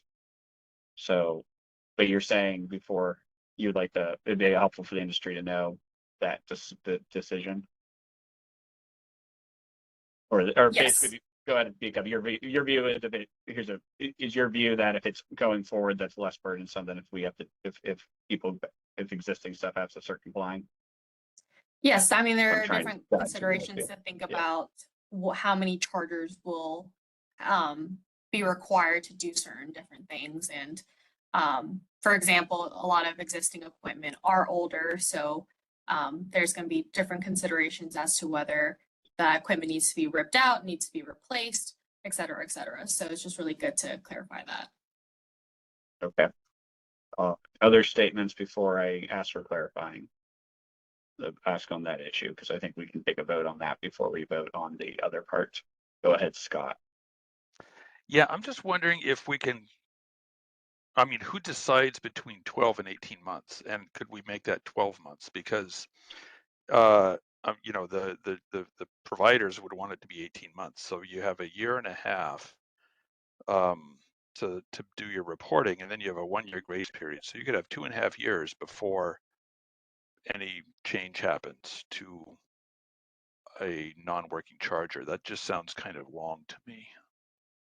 Now, granted, I'm not in the charging business, so I may be wrong, but it just sounds like a long time to take action. I will say, having dealt with, granted, they're utility systems, but even companies that are massive, maybe it is a problem for bigger companies than it is for smaller companies. IT changes are not something that can usually be dealt with in less than 12 months, I've noticed. I mean, if there's small tweaks around the edges, but I don't know, I'll let the EV companies speak up, but the more I've dealt with IT systems, the more convoluted they always seem to become.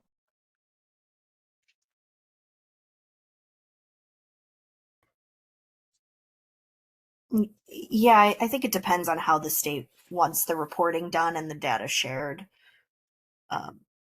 If that can be set up quickly, maybe 12 months is fine, but it depends. It just depends on how everything is set up.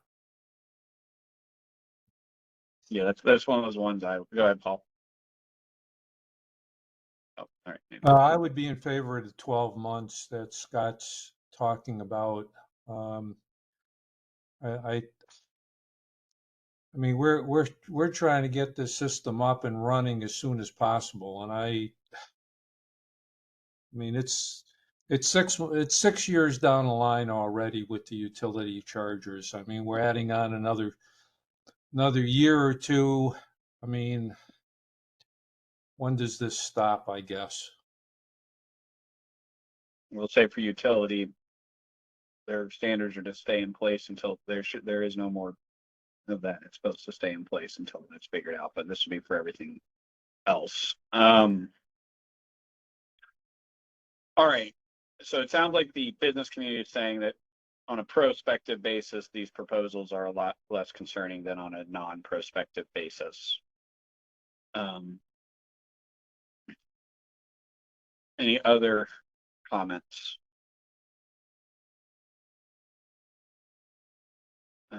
So I'm happy to kind of take that into this. So members, I guess before we take the final vote on a prospective or non-prospective basis, up above we were discussing in terms of compliance. I think this was covering all chargers, that the minimum of 12 to 18 months once the rules are in place for reporting and a 1-year grace period for enforcement. Anyone who currently has uptime standards still has to comply until such time as the implementing agency has fully set up their rules and started enforcing. Do you want to change this to be a prospective only as of the date that the regulations are implemented? Amanda? I was more so going to clarify that. So originally, I think the last meeting we proposed, MDOT proposed 12 to 18 months, and the range, what I guess our intention of the range was for the implementing agency to decide and not necessarily leave it up to a range once rules are in place. And then I would also clarify that upon further thinking, the grace period should align with the whichever of the 12 to 18 months is chosen. So essentially starting the clock for the grace period at the same time that reporting begins. Does that make sense? Yes, I think you're saying implementing agency sets the rules. They also set the time for reporting to begin. Once that has begun, the 1-year grace period begins. Is that what your recommendation is? To remove the 12 to 18 and say the implementing agency just determines the start date for reporting once their regs are in place? Or did I mischaracterize? Go ahead and clarify. No, you're good. Let me try to think of how to say it again. So after a station is registered, the implementing agency, MDOT things, could decide 12 months or anywhere between 12 and 18 months, whatever is they determine is reasonable for reporting to begin. And at the same time, let's say, for instance, 12 months, no, let's say 18 months is chosen for reporting. Then also the grace period would be 18 months before there's enforcement. I think that's what we came to, but open to other member feedback on that. Basically trying to line up, because it's confusing if 18 months is chosen, but there's only a 12-month grace period. I think, so are you trying to say that the grace period is concurrent with the report when Yes. you first start reporting? Okay, Yes. you're saying, so there is no, okay. That's what I'm trying to tease out. Okay. So let me make sure I've got the 3 proposed changes. Oh, sorry.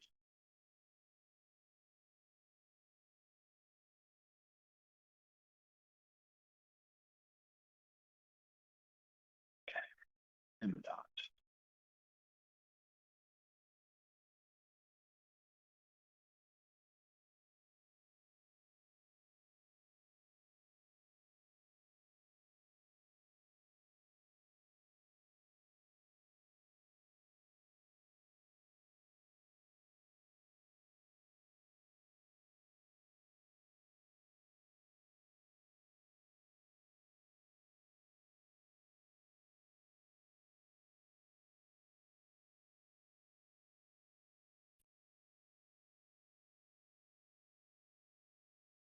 And then Amanda, are you for the, is it a maximum of 18 months for the implementing agency, or are you saying completely in their ballpark?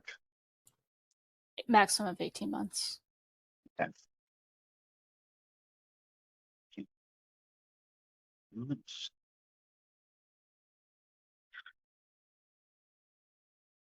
Industry request.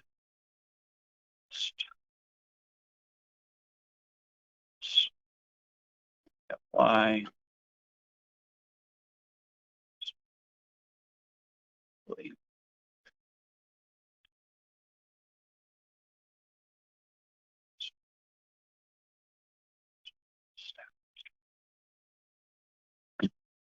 All right, and then slash Scott reduce the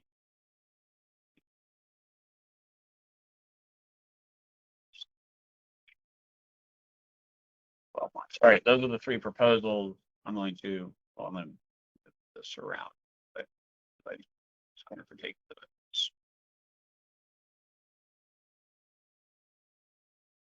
All right, any other amendments to compliance before I take votes on amendments?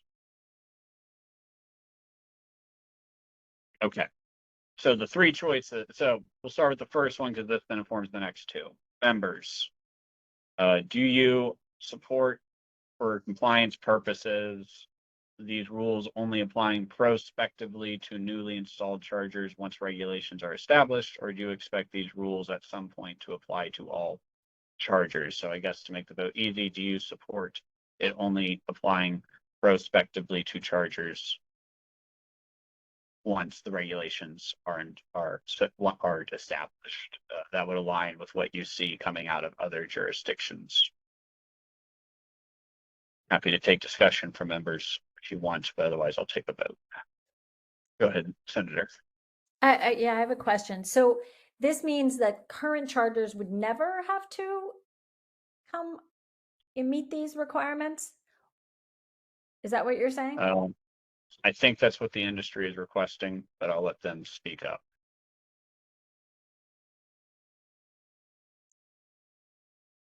I can only speak for myself and Switch. This is Josh. I'm okay with uptime standards and reliability in general applying to existing stations at some point of time after a reasonable period for grandfathering and education and all that stuff. My concern is more with the specifics of what's being proposed. But conceptually, like, I'm okay with capturing, reporting and Josh, yeah. for that time frame, because I think one of the guiding things we were asked to report to the legislature is what is that grace period. The current proposal on the table, or the original proposal on the table, was effectively 2.5 years in terms of 12 to 18 months to start reporting, and then then 1 month, and then a 1-year grace period. MDOT has proposed to shorten that to 18 months. And then Paul and Scott, I have effectively proposed to shorten that to just 2 years, not 2.5 years. Yeah. I mean, I think it's general. I don't have a strong preference, I'll say. Okay. Then I think that that this framework should apply to currently existing after an appropriate period of time. But I think to leave them out is not very inconsistent with what we're trying to do here. All right. No, that's fine. Delegate, then Scott. I would just agree with exactly what the senator said. I mean, otherwise, who's to know when something's grandfathered and when something's not, and there's just a lack of consistency, and it could be like a get out of jail free card for some of those older systems. So I agree with exactly what the senator said. Okay. Scott? Yeah, we're not starting with a blank sheet here. There are known bad stations. So what I would suggest is, and this is more for the implementing agency, but we could put in a system of what I would call documented nominations. And this would be the EV drivers who know where the bad stations are, and they could simply report them to the implementing agency. And then you're not, then you're focused on where the problems are, and not, the way that I put it is, you don't have to look at the whole haystack. You can just focus on the needles. So if we could have the EV owners, and you could get like information from PlugShare or something. This is for the implementing agency, but I just think if they simply had a list to work off of, that would start the process. Now, the reporting rules would be, apply to the whole haystack, but we could, I think there is a way to focus our efforts and attention on the needles, on the non-working chargers.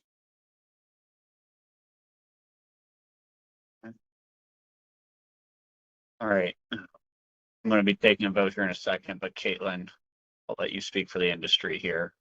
Take the vote. Yes, I think, one thing to consider is that as technology evolves, companies need time to upgrade their stations slowly.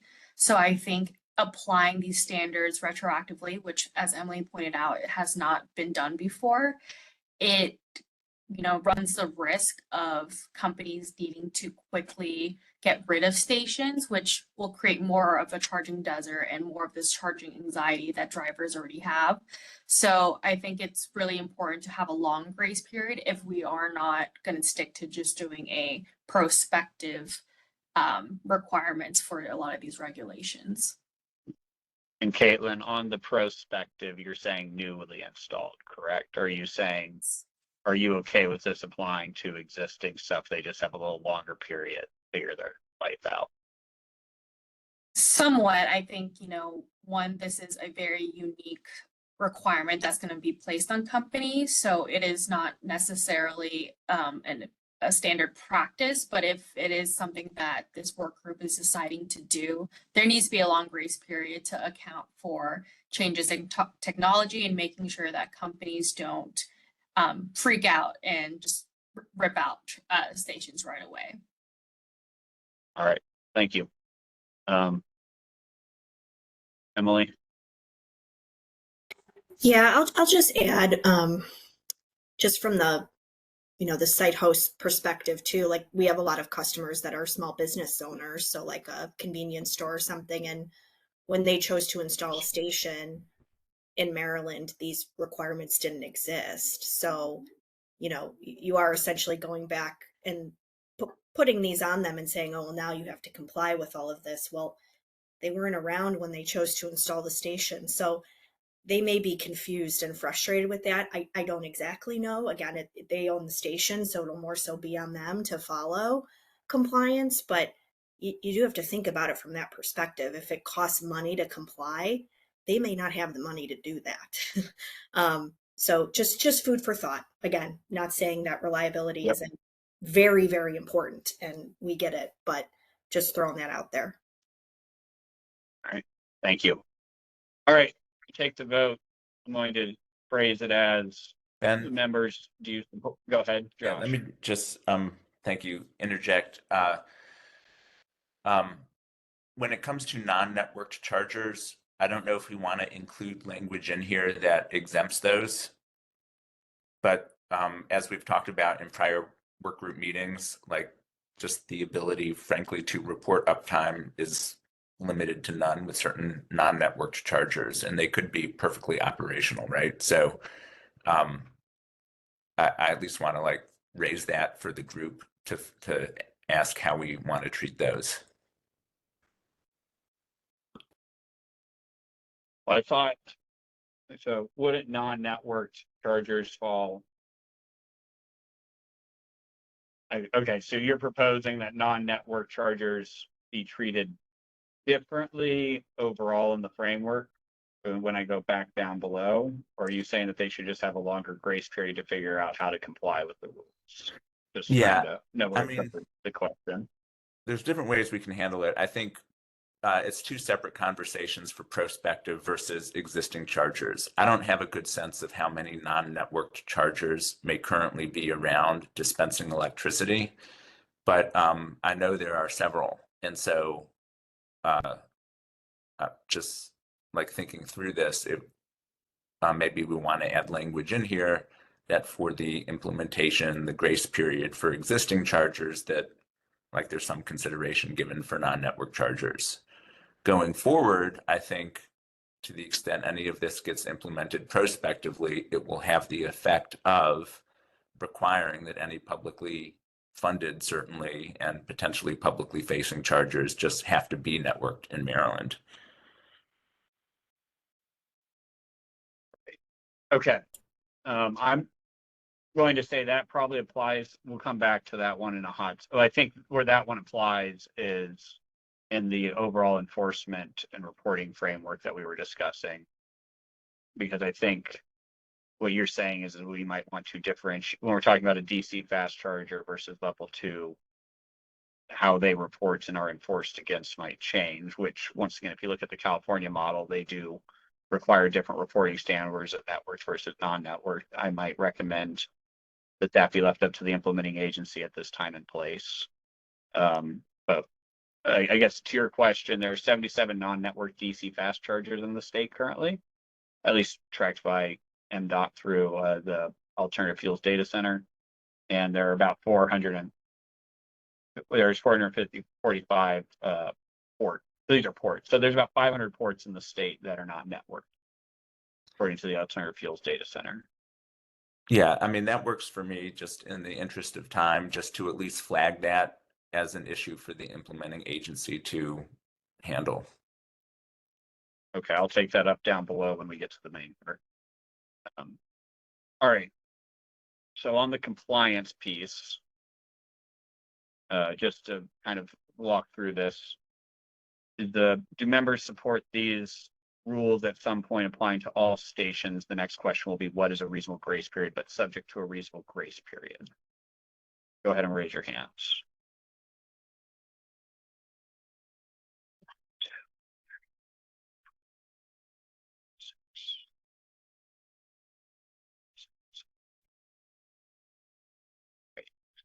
That is at least 9.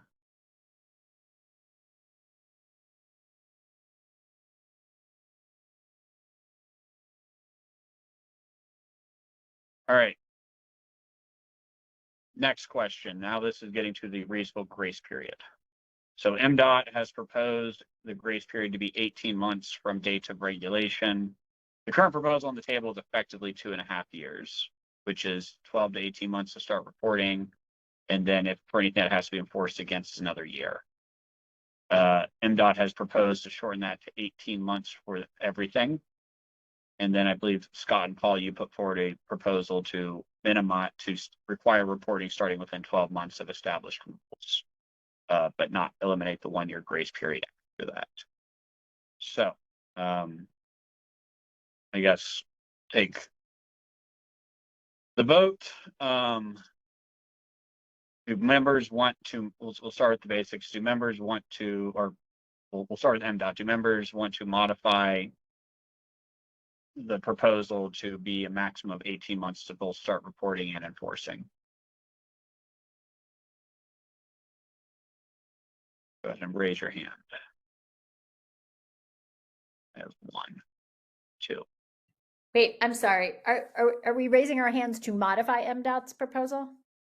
No, sorry, to accept MDOT's proposal. My apologies. Okay. To modify the recommendation to mirror what MDOT has proposed. So I'll restart.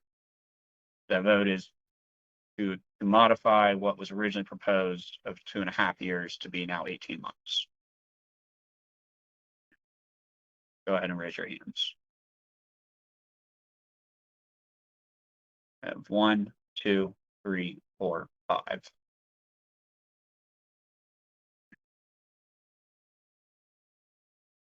All right. I'm going to say the Scott Paul proposal to reduce it to 12 months. Or sorry, it's 24 months. It's 12 months to start reporting and 12 months of grace period. I have 1, 2. Hands raised. 3 hands raised.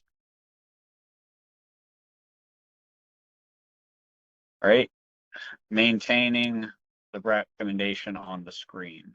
I'm in favor of that. Delegate your Erica. I have 1, 2,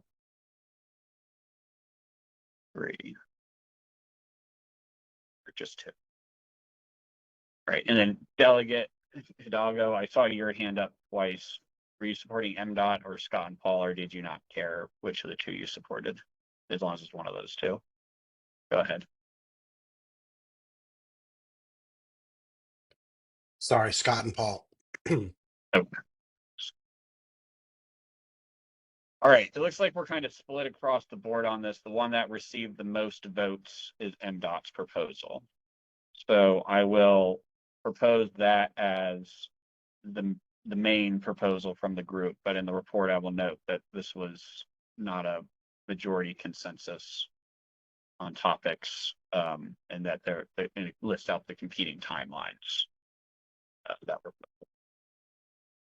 but that of them, the one that received the most votes was MDOT's.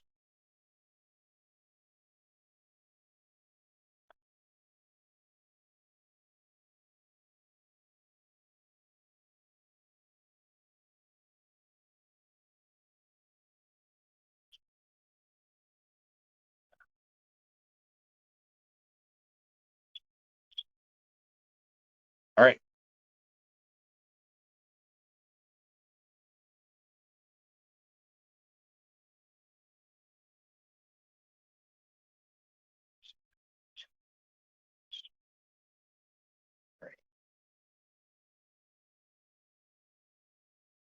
All right, so now going back down to the main part. The vote is on the everything that you see on the screen. So Josh, this is where I said I would bring up the question about non-networked versus networked. Are you proposing, or I guess as a proposal, are you proposing that non-network station, that the implementing agency, but let me start the basics. How this is currently proposed is if you're going to receive public funds, you should comply with with the reporting and with any sort of financial penalties. Are you worried about, for publicly funded stuff, that the non-network charging would have to comply with that? Or is your concern only for non-publicly funded? Only for non-publicly funded. Okay, so that moves on to the second and third paragraphs here. Are you proposing for non-network charging that the implementing agency determines if they should have modified, if they can have a modified version of report? I guess, can you tell me how you'd want them to be treated differently in these two? And then we can put that up for a vote. Yeah, I mean, just in the paragraph that begins DCFC EVSE that is not publicly funded shall report to their implementing agency their uptime and reliability metrics. I mean, for purposes of this work group's recommendation, I feel like just adding a sentence saying the implementing agency should, like, help me out with the words, but like should take into account like non-networked chargers may be unable to comply, or may want to have different regs for non-networked chargers. And I mean, just Switch has no non-networked chargers on our network, so this is not a Switch thing. I'm just thinking about like the existing chargers in the field that are non-networked.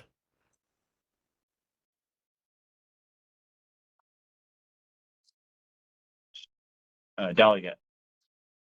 Yeah, just to be clear, how do you define non-network chargers? Are you talking about the charger that's like sitting in the giant parking lot that's free?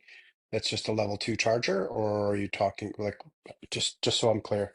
Sure. So the way I think about it, others may have a different way of thinking about it, is that like they literally just don't have, they're not connected to a network, to the cloud. And, They're okay, literally so just they like don't charge money for them either. So they're free. That's a good point. I think because the reason I asked that is because I think there's a couple of categories that we're, I guess, trying to parse out. One is whether it's a level 2 or level 3 charger. If you're paying for it and it's open to the public, that's one thing. But if you're Giant or Safeway, like by my house, and you're just like giving away some free electricity, and that's, I would imagine that would be defined as non-networked.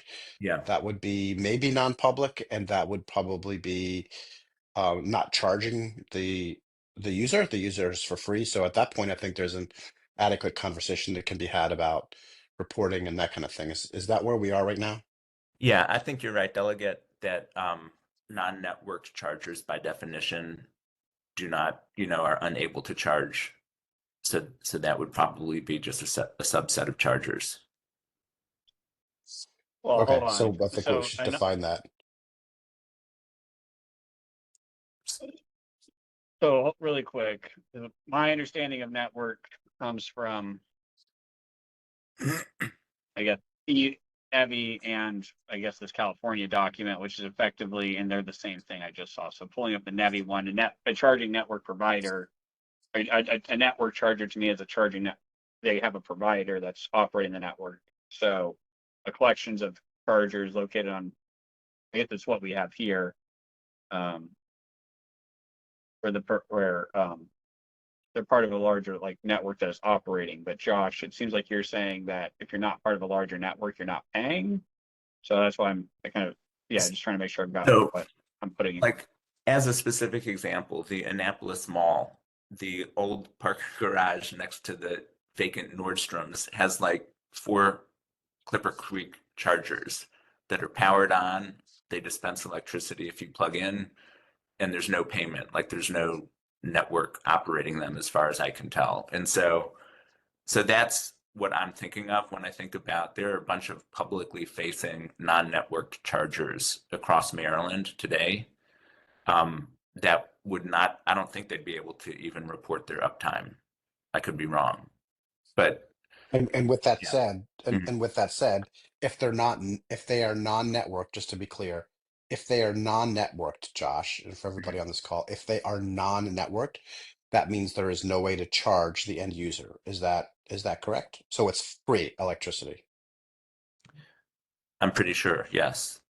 That there's no way for the charger itself to charge a fee. Run a credit card payment. Or Yeah. So to make sure everybody's really? aware of that, that's all. I think so. Right. I think that's correct. Other EVSE members, or not members, but EVSE operators on this call, do you agree with that? I guess I'm just we wondering. Have said if you go ahead, Emily. Yeah, well, if this is about reliability, shouldn't those have to work too? I mean, again, we don't operate non-network stations, so I can't speak from experience, but if that's what this is about, I don't know if they should get a pass, We have said if it's free charging, they are exempt. So if you're not paying, you're exempt, is what we've said. And not to complicate this, but so here's my next question in association with that, and that is that if it is a non-networked charger and it is free, and there's no way to know whether it's running or not because it's non-networked and nobody's actively managing it, it's for no intents and purposes a dumb charger, then with that said, on the variety of apps that are available to show people where to charge, that would not be listed on those apps, or would it be listed as a dumb charger that may or may not be active or operational?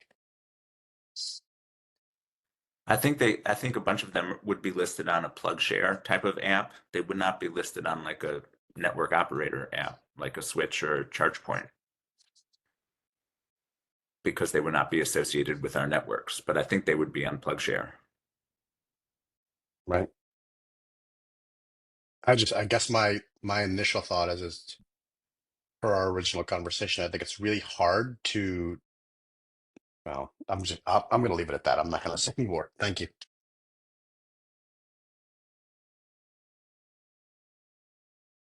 So under California's rules, non-network charging is exempt from certain reporting requirements. I'm trying to figure out what all of them is, but effectively their definition is it doesn't have a network service provider.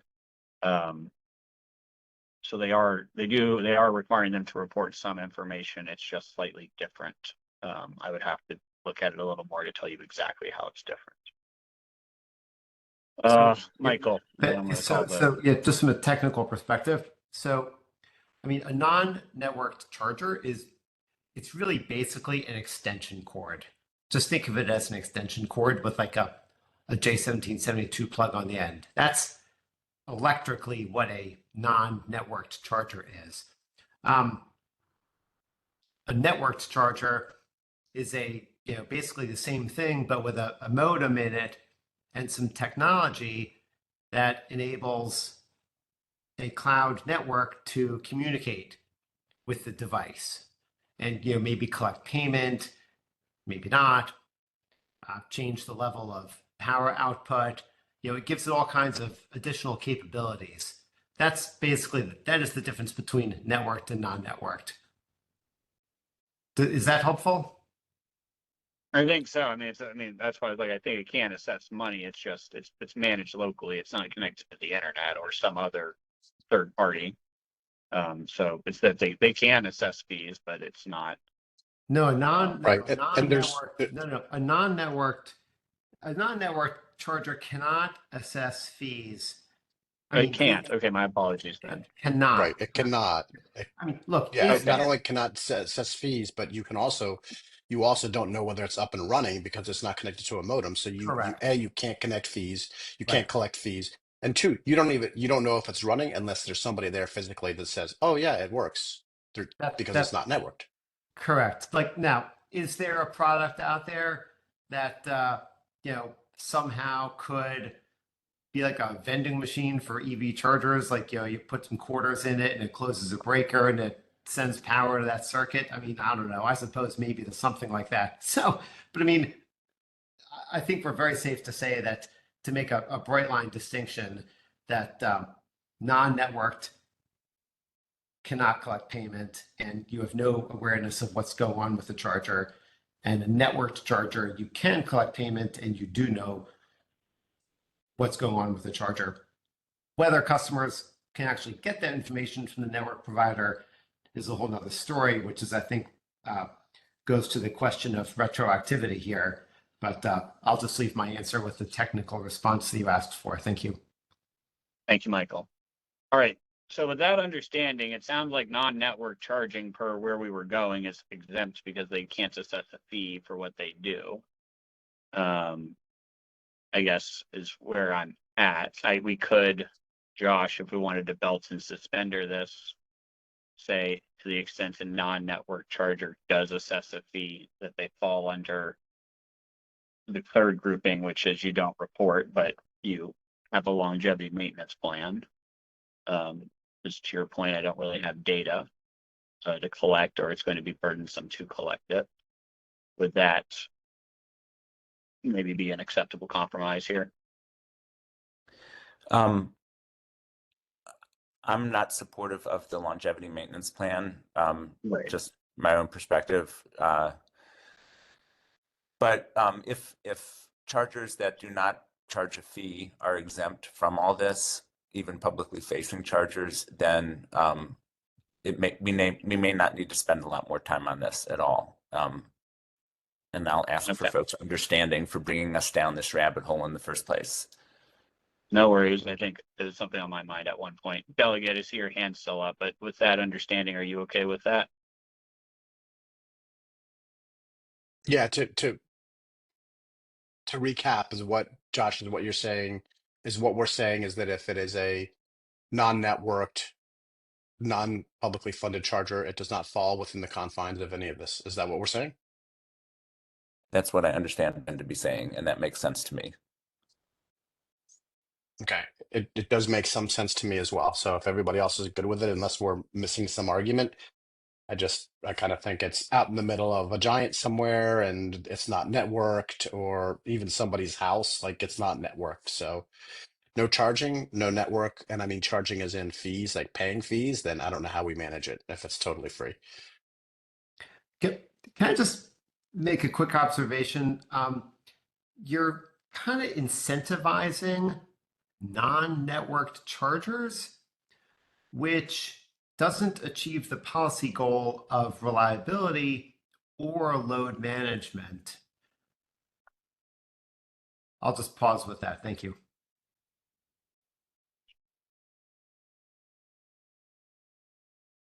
Thank you for that note.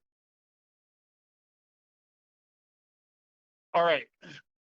Ben, can I clarify something? Go ahead. I think I'm in agreement with it. It does not make sense technologically speaking for non-networked chargers to be held to uptime reliability standards, but wanted to clarify that they still need to be registered in the state, and maybe just not necessarily for our minimum reporting standards that we had detailed on this document above. They probably just wouldn't be subject to reporting uptime if they can't track it. But I think just for making sure that the state has an awareness of all chargers, whether non-networked or networked. And I'll end it there. Okay, I will put that under here for discussion.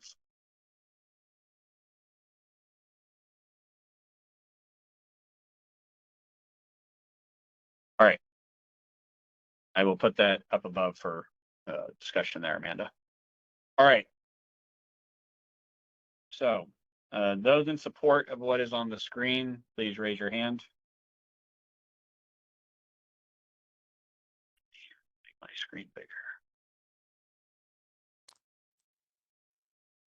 And can I ask, you're asking for a vote in favor, or if you're in favor? I'm asking for a vote in this whole section? favor of what is written on the screen that is highlighted in yellow and blue.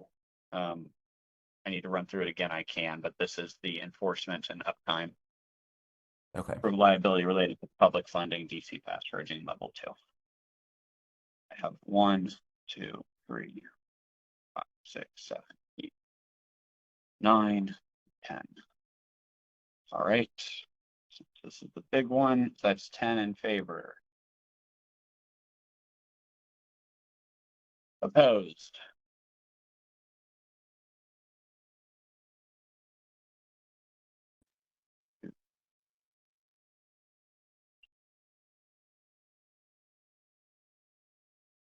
All right, abstaining.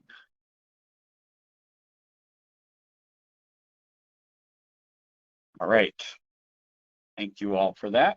Ben, if you could, I would just like to note that the first paragraph about the publicly funded chargers, I am supportive of. So if you could at least note that.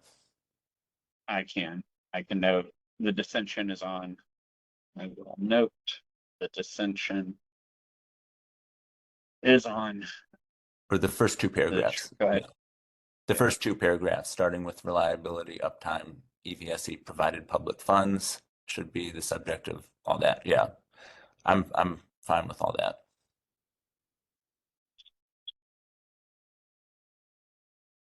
Yeah, I can capture that. Thanks. Matt? Yeah, I would say ditto to that for Blink as well. Unfortunately, there are some aspects related to the longevity plan, like publicly accessible and decommissioning, that are more difficult for us to support in the way they're written right now. No, I think that's fair, and purpose why we do this. So we aren't writing legislation, others are, so they're gonna hear all this anyways. All right. Going up. All right, I'm going to take this from top to bottom to finish this out. Registering qualified EVSEs.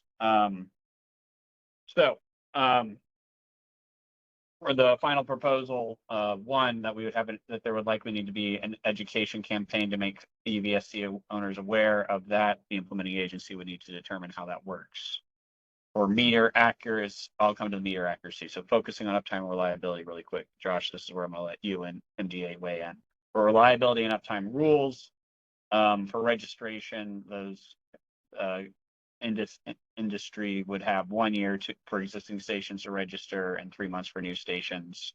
The implementing agency can waive for good cause show in those timelines. In terms of what we're going to put into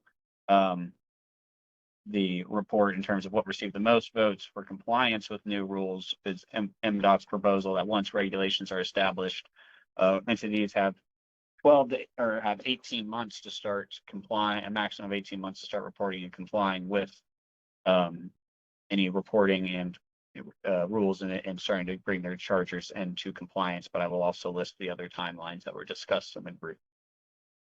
All right, now moving over to the MDA weights and measures issue. Well, before I do the weights and measures, let's take a vote. Everything that is highlighted in yellow, please raise your hand if you support, then I will discuss weights and measures.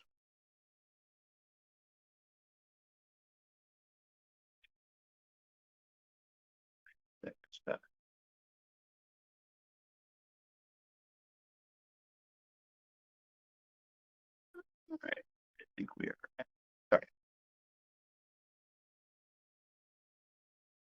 All right, 10. In favor. All right, Josh, I will let you discuss what you and weights and measures have been discussing about the start date for registration enforcement for their rules. Thanks. Well, I can start. So this language highlighted in blue is what I proposed in terms of the weights and measures piece. I want to share with folks that on Friday, Allison and Rachel took a great amount of time out of their afternoon to meet with me and several industry colleagues and really answered a number of questions, walked us through how MDA is thinking about this. And I first of all want to express appreciation for the dialogue and their openness to that. So I'll say just on behalf of Switch, I don't want to speak for the industry on this. Switch is supportive of metering accuracy, of ensuring that when there's a financial transaction, that the driver is receiving the amount of electricity that they think they're paying for, that the NIST Handbook 44 provisions that relate to EV charging stations is adopted in the state of Maryland. We're along with the registration requirements, and we're supportive of that. The concern that I have, and I'll just leave it at that, is the implementation of that when it comes to the inspection process, the fees associated with the inspection, and the enforcement piece.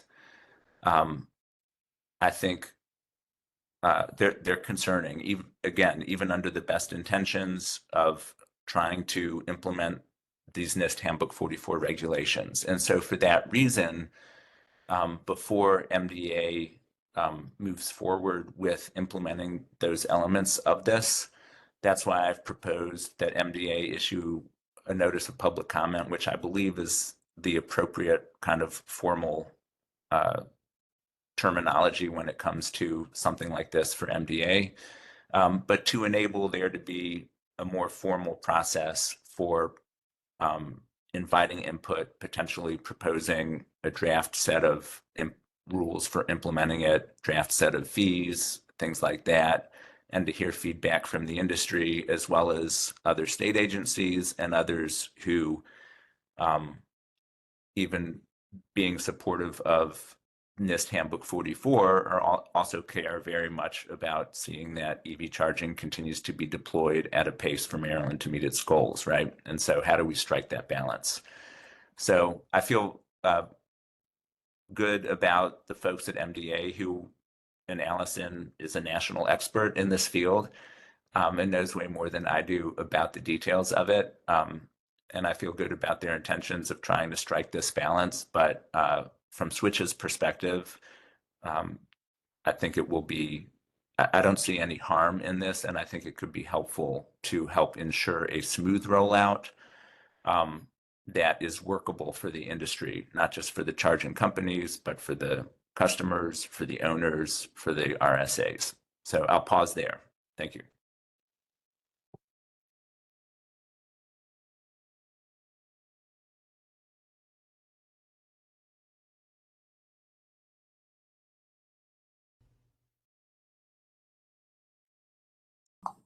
Ben, you're muted if you're trying to say something. Thank you all. And then just asking Allison and Rachel, go ahead and respond, support those thoughts.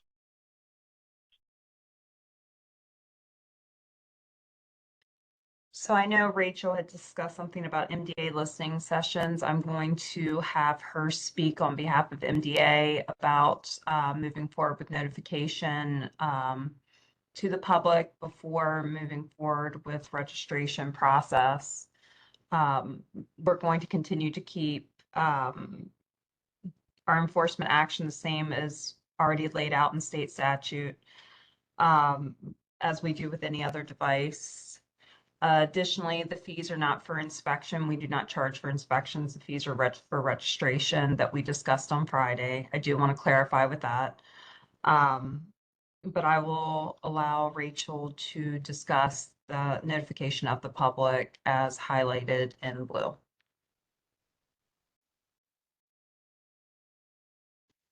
Thank you, Allison. So, notifying the public comment proceeding, it says we would basically probably hold a public hearing in order to get feedback. And I think we're okay with the language as is there. The language as is fine from public comment.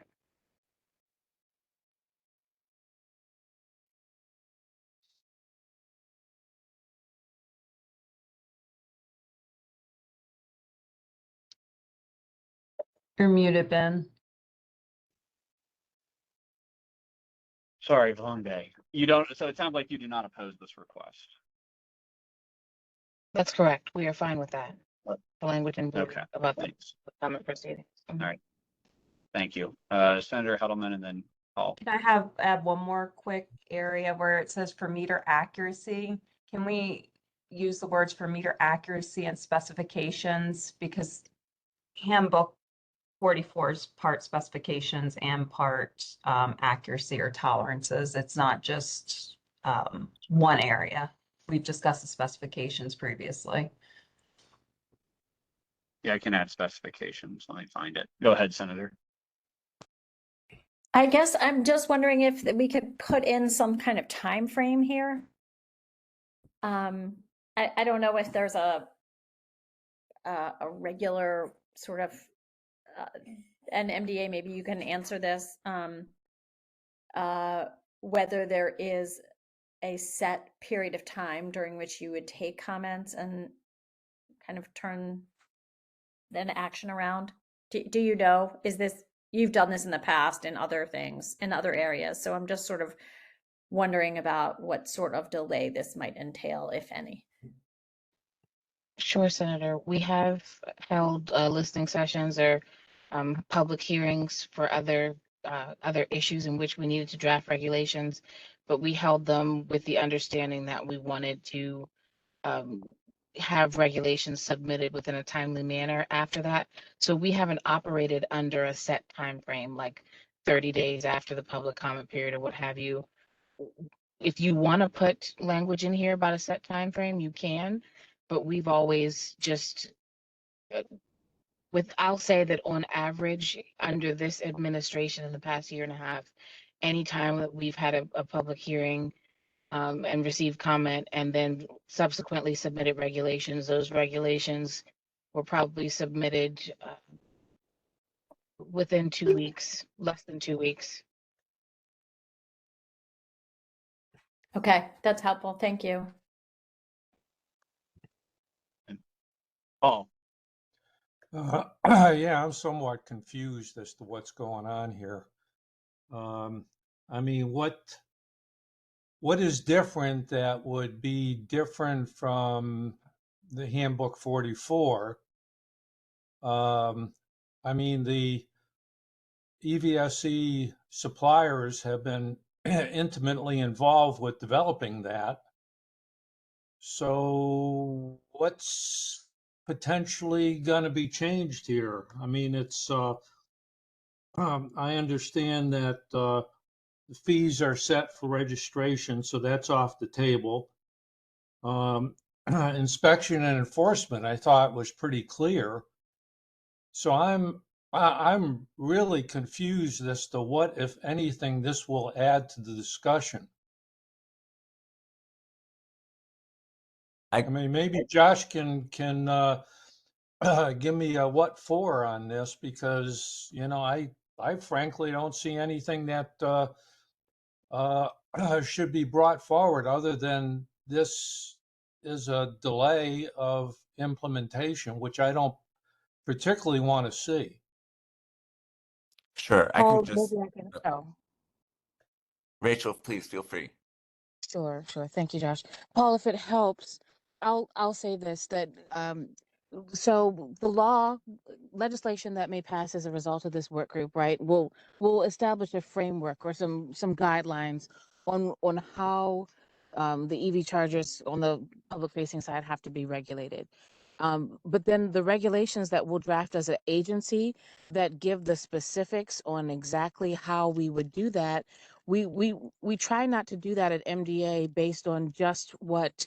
So in this particular case, it would be based on just Allison's recommendations, right? It'd be very similar to what we're doing right now with this work group, where we would get feedback directly from the companies like Blink, and we would get feedback from consumers like you in a public comment session to ensure that whatever regulations we draft are as practical as possible. And so it's not an effort to slow down or to hinder the regulations um, from being in place. It's really an effort to make sure that whatever regulations are final, we do it in a manner that is most inclusive of the feedback of all stakeholders involved, so that it's good policy. Okay, well, then I would be in favor of what was said before. We should set a timeline for this.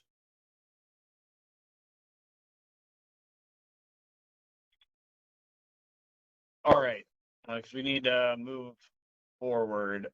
And I recommend that we just include the language expeditious in an attempt to still meet a July 1st, 2025 date. Or do we want to just leave this to agency discretion? I would go with the July 1st, 2025. I agree. And I will just say with that, then that would mean, that if we said July 1st, 2025, then immediately after session ended, probably in late April, early May, we would start trying to hold a session, and in addition to trying to draft those regulations. And that also gives me pause and makes me want to say October 1st, not to delay it, but to make sure that we can properly draft thoughtful regulations. So I think Rachel? MDA would, can you hear me? No, go ahead. Sorry, I had a question for you. Go ahead. Sorry, apologies. Sure. No problem.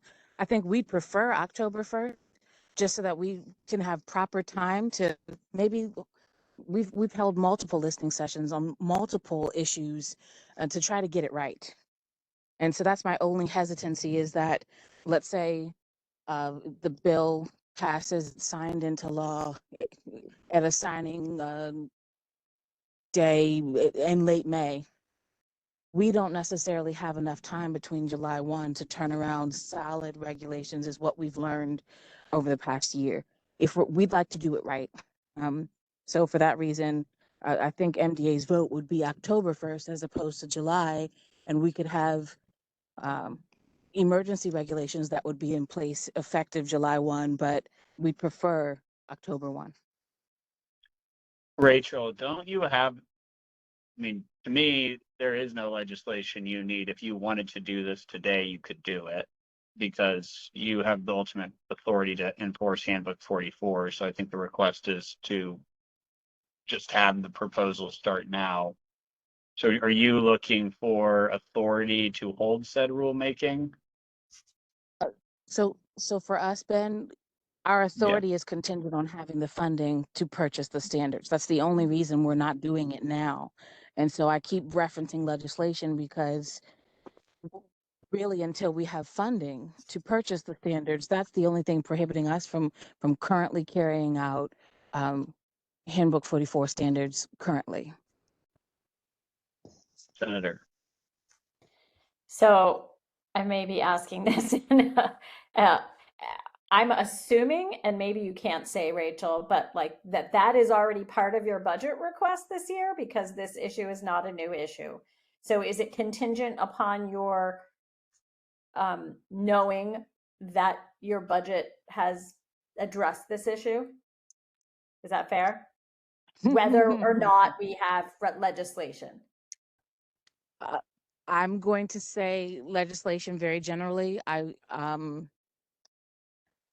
We all know what the situation is with the budget. Right. Trying So to it's a budget issue, delicately say not a this. legislative issue, is what I'm trying to get at. That's correct, but we were obviously MDA is hoping that if this is going to be if there's going to be legislation surrounding EV charging stations or the product of this work group, we would hope that that would come with the funding that we have outlined in previous meetings that we would need in order to begin carrying out the recommendations of this work group.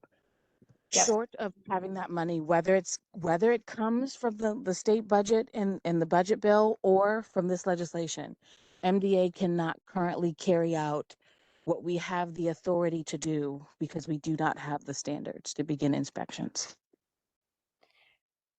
Right. I get that. So it's a budget issue, not a legislative authority issue. Well, yeah, certainly. Okay. Thank you. You're welcome.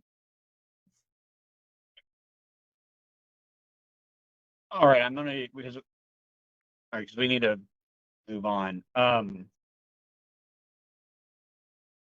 So on the, I think the recommendation is that MDA for implementing its rules, it is that the work group, or the hope is that from the EVSE business community, that this work group would support MDA hosting effectively a series of public notice comments before they implement. The date by which they implement is up to MDA, obviously, based off the budget issue, but there are members who would like to see that happen sooner rather than later. So I guess, Rachel, you're saying you'd want the date to be October 1st if there's going to be a recommended date within this document. Yes, that's what we would prefer. Okay. Then I guess the recommendation for vote, and you all can change it if you want, but just to try and move this forward is that the work group would recommend that MDA do what is listed in the quote here, and that they make and that they try that they attempt that they that they expedite in a manner that could ensure compliance on or before October 1st, 2025. Ben, I'm not sure you're sharing your screen anymore, are you? No, my apologies. Let me reshare. Needed to check. Thank you for asking that because I was trying to figure out if it was on my end. So the new proposal is that we're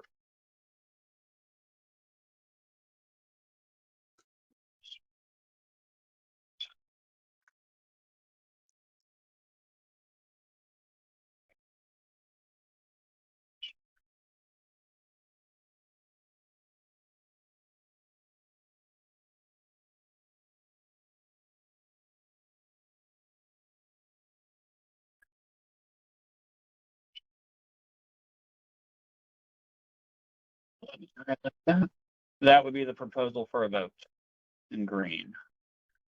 Just black this out for a minute.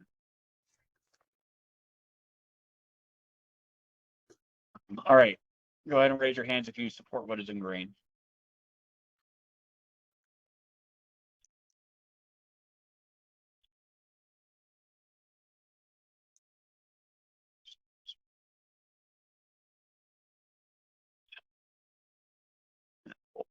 And vote yes. 11. All right. All right, I think we have unanimity. Any opposed?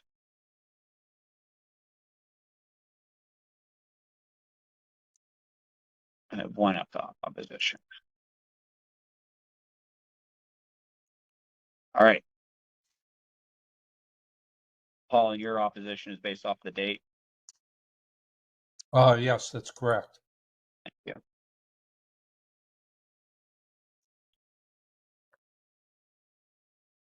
Thank you. All right. Moving on. Okay, so we have 5 minutes. Before I move on, we have 5 minutes left. I would really like to get through this framework discussion today. There is that laundry list document. What I'm going to propose, members, is that you all send me a vote via email on that document, the outside document. I will compile your votes where we don't have agreement or a majority on that document. We will meet and vote on that. I would like to request a 1 hour meeting next Monday to discuss only those non-consensus items in that larger document, so that the following Monday we can take a final vote on the report or discuss any edits you would have on the report. My intent is to make sure you have a report end of this week or beginning of next week, so you have a week to review it before we would discuss it. But recognizing that there is some stuff outstanding, I'm trying to figure out how to get us to the end. Is this the one entitled Recommendations for Implementation Details? It's a table? Yes, it is. Okay. Pull it up. Sorry. It is this document. Okay. It is everything that's been underlined was effectively where the majority was when it was previously discussed. There were a couple items that are in blue that needed a decision. So what I'm recommending I would do is I would go through, I would basically do a quick cleanup of this document, put it back in front of you all today for a vote. You all send me emails with your vote by, let's say, like Wednesday or Thursday on the document or anything you want to see edited. We would meet for 30 minutes to an hour on Monday to go through the non-agreement issues.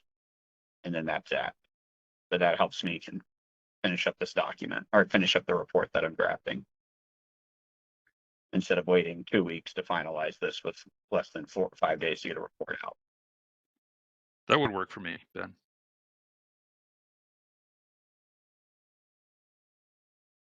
In opposition to that proposal. Okay. And I would ask your forgiveness to try and pull this through on this framework discussion here in the next 15 minutes. Let me just send a quick email to somebody.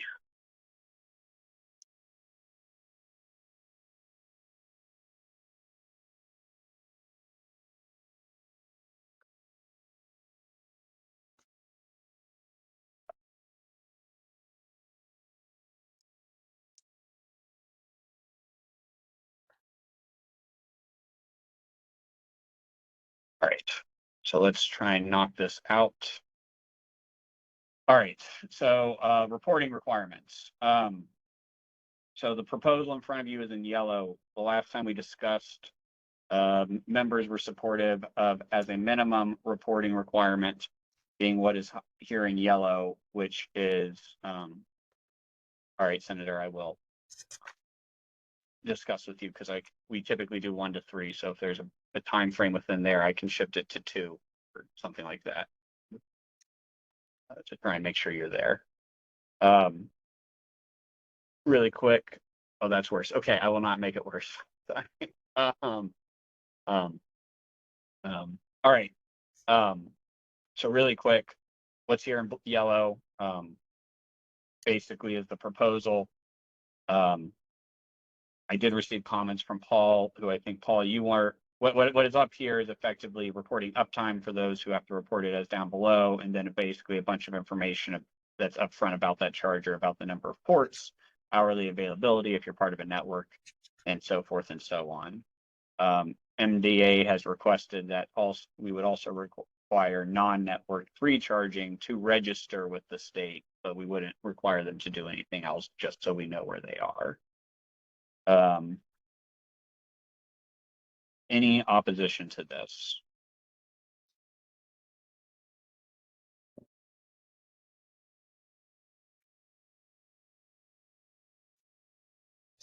All right. Seeing no opposition. All right, moving on. We did enforcement. So the last item is which agency gets this? The outstanding issue is EVSE reliability and uptime. Everyone agreed that MDA retains meter accuracy in handbook 44. Where we were last time is that MDA is the general preference of the group, as they will already enforce accuracy standards and will assure EVSE users only have to contact one agency. I would also put businesses in there. The alternative proposals were PSC or MDOT as secondary choices, as they have previously or currently implementing reporting and uptime enforcement standards. And so I guess we're going to take a vote on this. I did receive from MDOT a proposed budget. So MDOT, if you could just verbally say what the line item is, I'll circulate the final appendix, like how you did it calculated. But what was your line item? Yes, let me just pull it up real quickly. So for our annual budget, we arrived to about 1.58 million. We believe that with getting things started in year one, this would come out to be about 2 million. 2 million, one time 2 million, or 2 million annually? What that's for year one is 2 million, and then annually thereafter is 1.5 million. And this is to create basically a new office. Mm-hmm. All right. And that new office, yeah. And that's effectively new analysts and field division, right? Mm-hmm. That's correct. Thank you. All right. Before I go to Josh, MEA, did you have your budget? Since you're not on the block, Yes. this is less than Yeah, we do have our budget. It's around 1.8 to start out, and then it's around 750 every year after that. Thank you. Allison, I think you were the only state agency that was still outstanding on this request. So MDA. I currently do not have a base figure if we were to take over uptime, just because weights and measures did not foresee looking into uptime. I know it would be a significant budget because we do not have a data computing department. We would probably need at least one administrator, multiple field inspectors just for uptime, which would be separate from our specification and tolerance enforcement actions. Additionally, we would need staff members to compute uptime and probably additional vehicles in the fleet just to be able to go around and kind of get an idea of what's going on. I do know that I attended a conference this week. I spoke with multiple directors throughout the US, including Kevin Schnepp from California, and no other weights and measures agency will be assuming responsibility for uptime. I feel like this would be better placed upon another agency, and it would be a dual regulatory enforcement, such as what we currently oversee and share with the comptroller with gas pumps and MDE, Maryland Department of Environment, when they look into the tanks and containment laws and piping and such. But if you must have a figure, I can try to give you a generalized idea. It would be significant, and it would not be a quick transition in comparison to the enforcement action of Handbook 44, which we're already set up to do. Okay. No, thanks for that. I think it would be good, since I think majority of members are leaning that way, to get the number. But we can talk offline about getting that before the report's submitted. All right, Josh, you raised your hand. Thanks. Just briefly, one, I'll be abstaining on this as a member of the public. I don't feel like this is for me to weigh in on, other than just sharing various thoughts. But more broadly, I would ask, like, is this something that we as a work group are required to make a recommendation on? Because I feel like it's a much more involved conversation that involves budgets and personnel and other issues that is probably better handled within the legislature and talking with the administration than through this work group. Thanks. Yeah, that was one of the three pillars that we were directed to report back on by the legislature for this. Okay.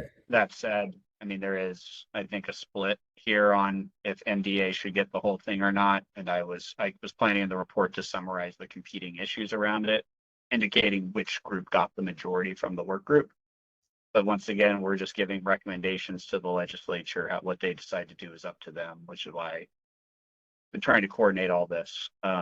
And so, yeah, but no, that was one of the three things that we were told to do, was tell them who should do it. And so, I think we have to still give recommendations, even if it's a split. It's okay to say there was a split, but we can also identify who majority of people thought should do it and why.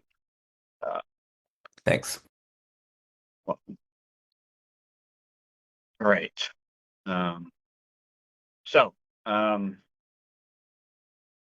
I think, so to capture this, so I guess we just do around the robin real quick. MDOT, I got comments from you that you wanted, so I got state agencies or spending. Okay, so this is the vote, I guess. So the primary, who supports MDA weights and measures being the primary implementing agency? Raise your hands. All right, wrap this up.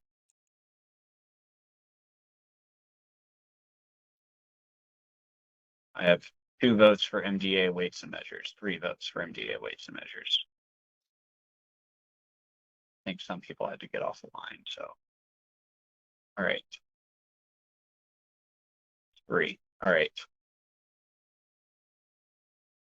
Who supports PSC being the implementing agency? Yeah.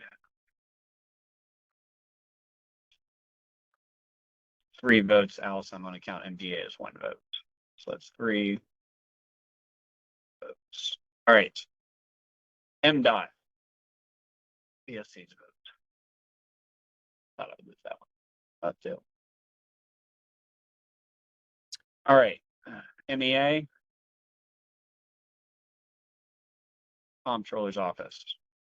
I know we were sort of in favor of that, but. All right. So, I'm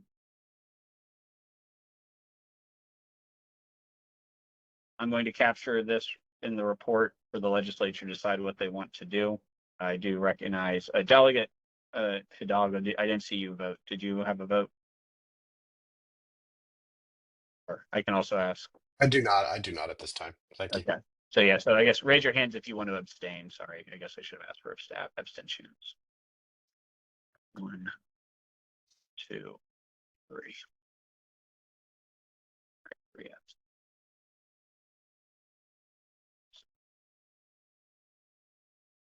Okay, I will capture that in the report to the legislature on that issue. And MEA, can you send me your budget estimates, weights and measures? Let's discuss what we can do to get you your number. All right, okay, sorry, last thing on this document. We did not finalize the draft straw man for who's subject. Now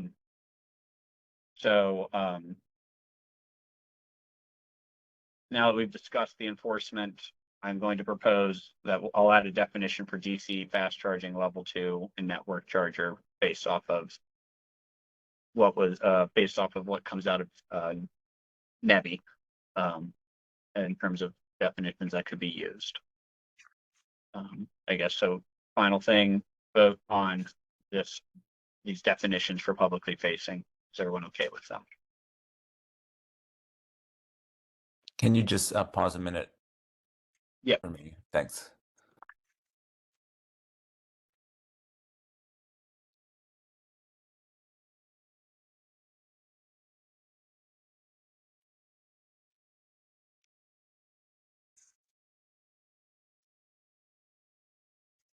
All right, raise your hand if you support this.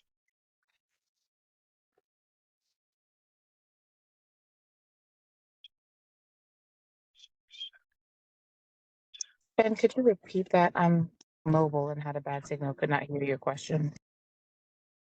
Do you support the definitions that are being used in the document for who is subject to the enforcement? Yes, thank you.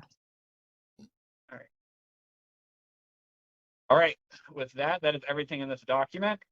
I will recirculate for the table here, and I will ask for your either support or edits. I will send around a meeting invite for 1 to 2 next Monday to discuss any non-consensus. If we have full consensus ahead of the meeting, great. Where there is blue, I will put in a proposal so you all have something to react to. I will recirculate this with only what is underlined. If there was notes in there, I'll put them in the comment box beside it so you're aware of those comments. I would ask for your final votes on this by Wednesday close of business, or 48 hours after I send it out. Trying to get it out tonight. All right. Any questions before we conclude? I want to say thank you for everyone for working through this. I know meeting bi-weekly is a pain, but thank you everyone for your hard work. We're close to being done. Thank you. Thank you, Ben. Thanks. Have a Thank good you, week. Thanks, Thank you. Ben. Yeah, it's definitely been productive. Thank you. Thank you.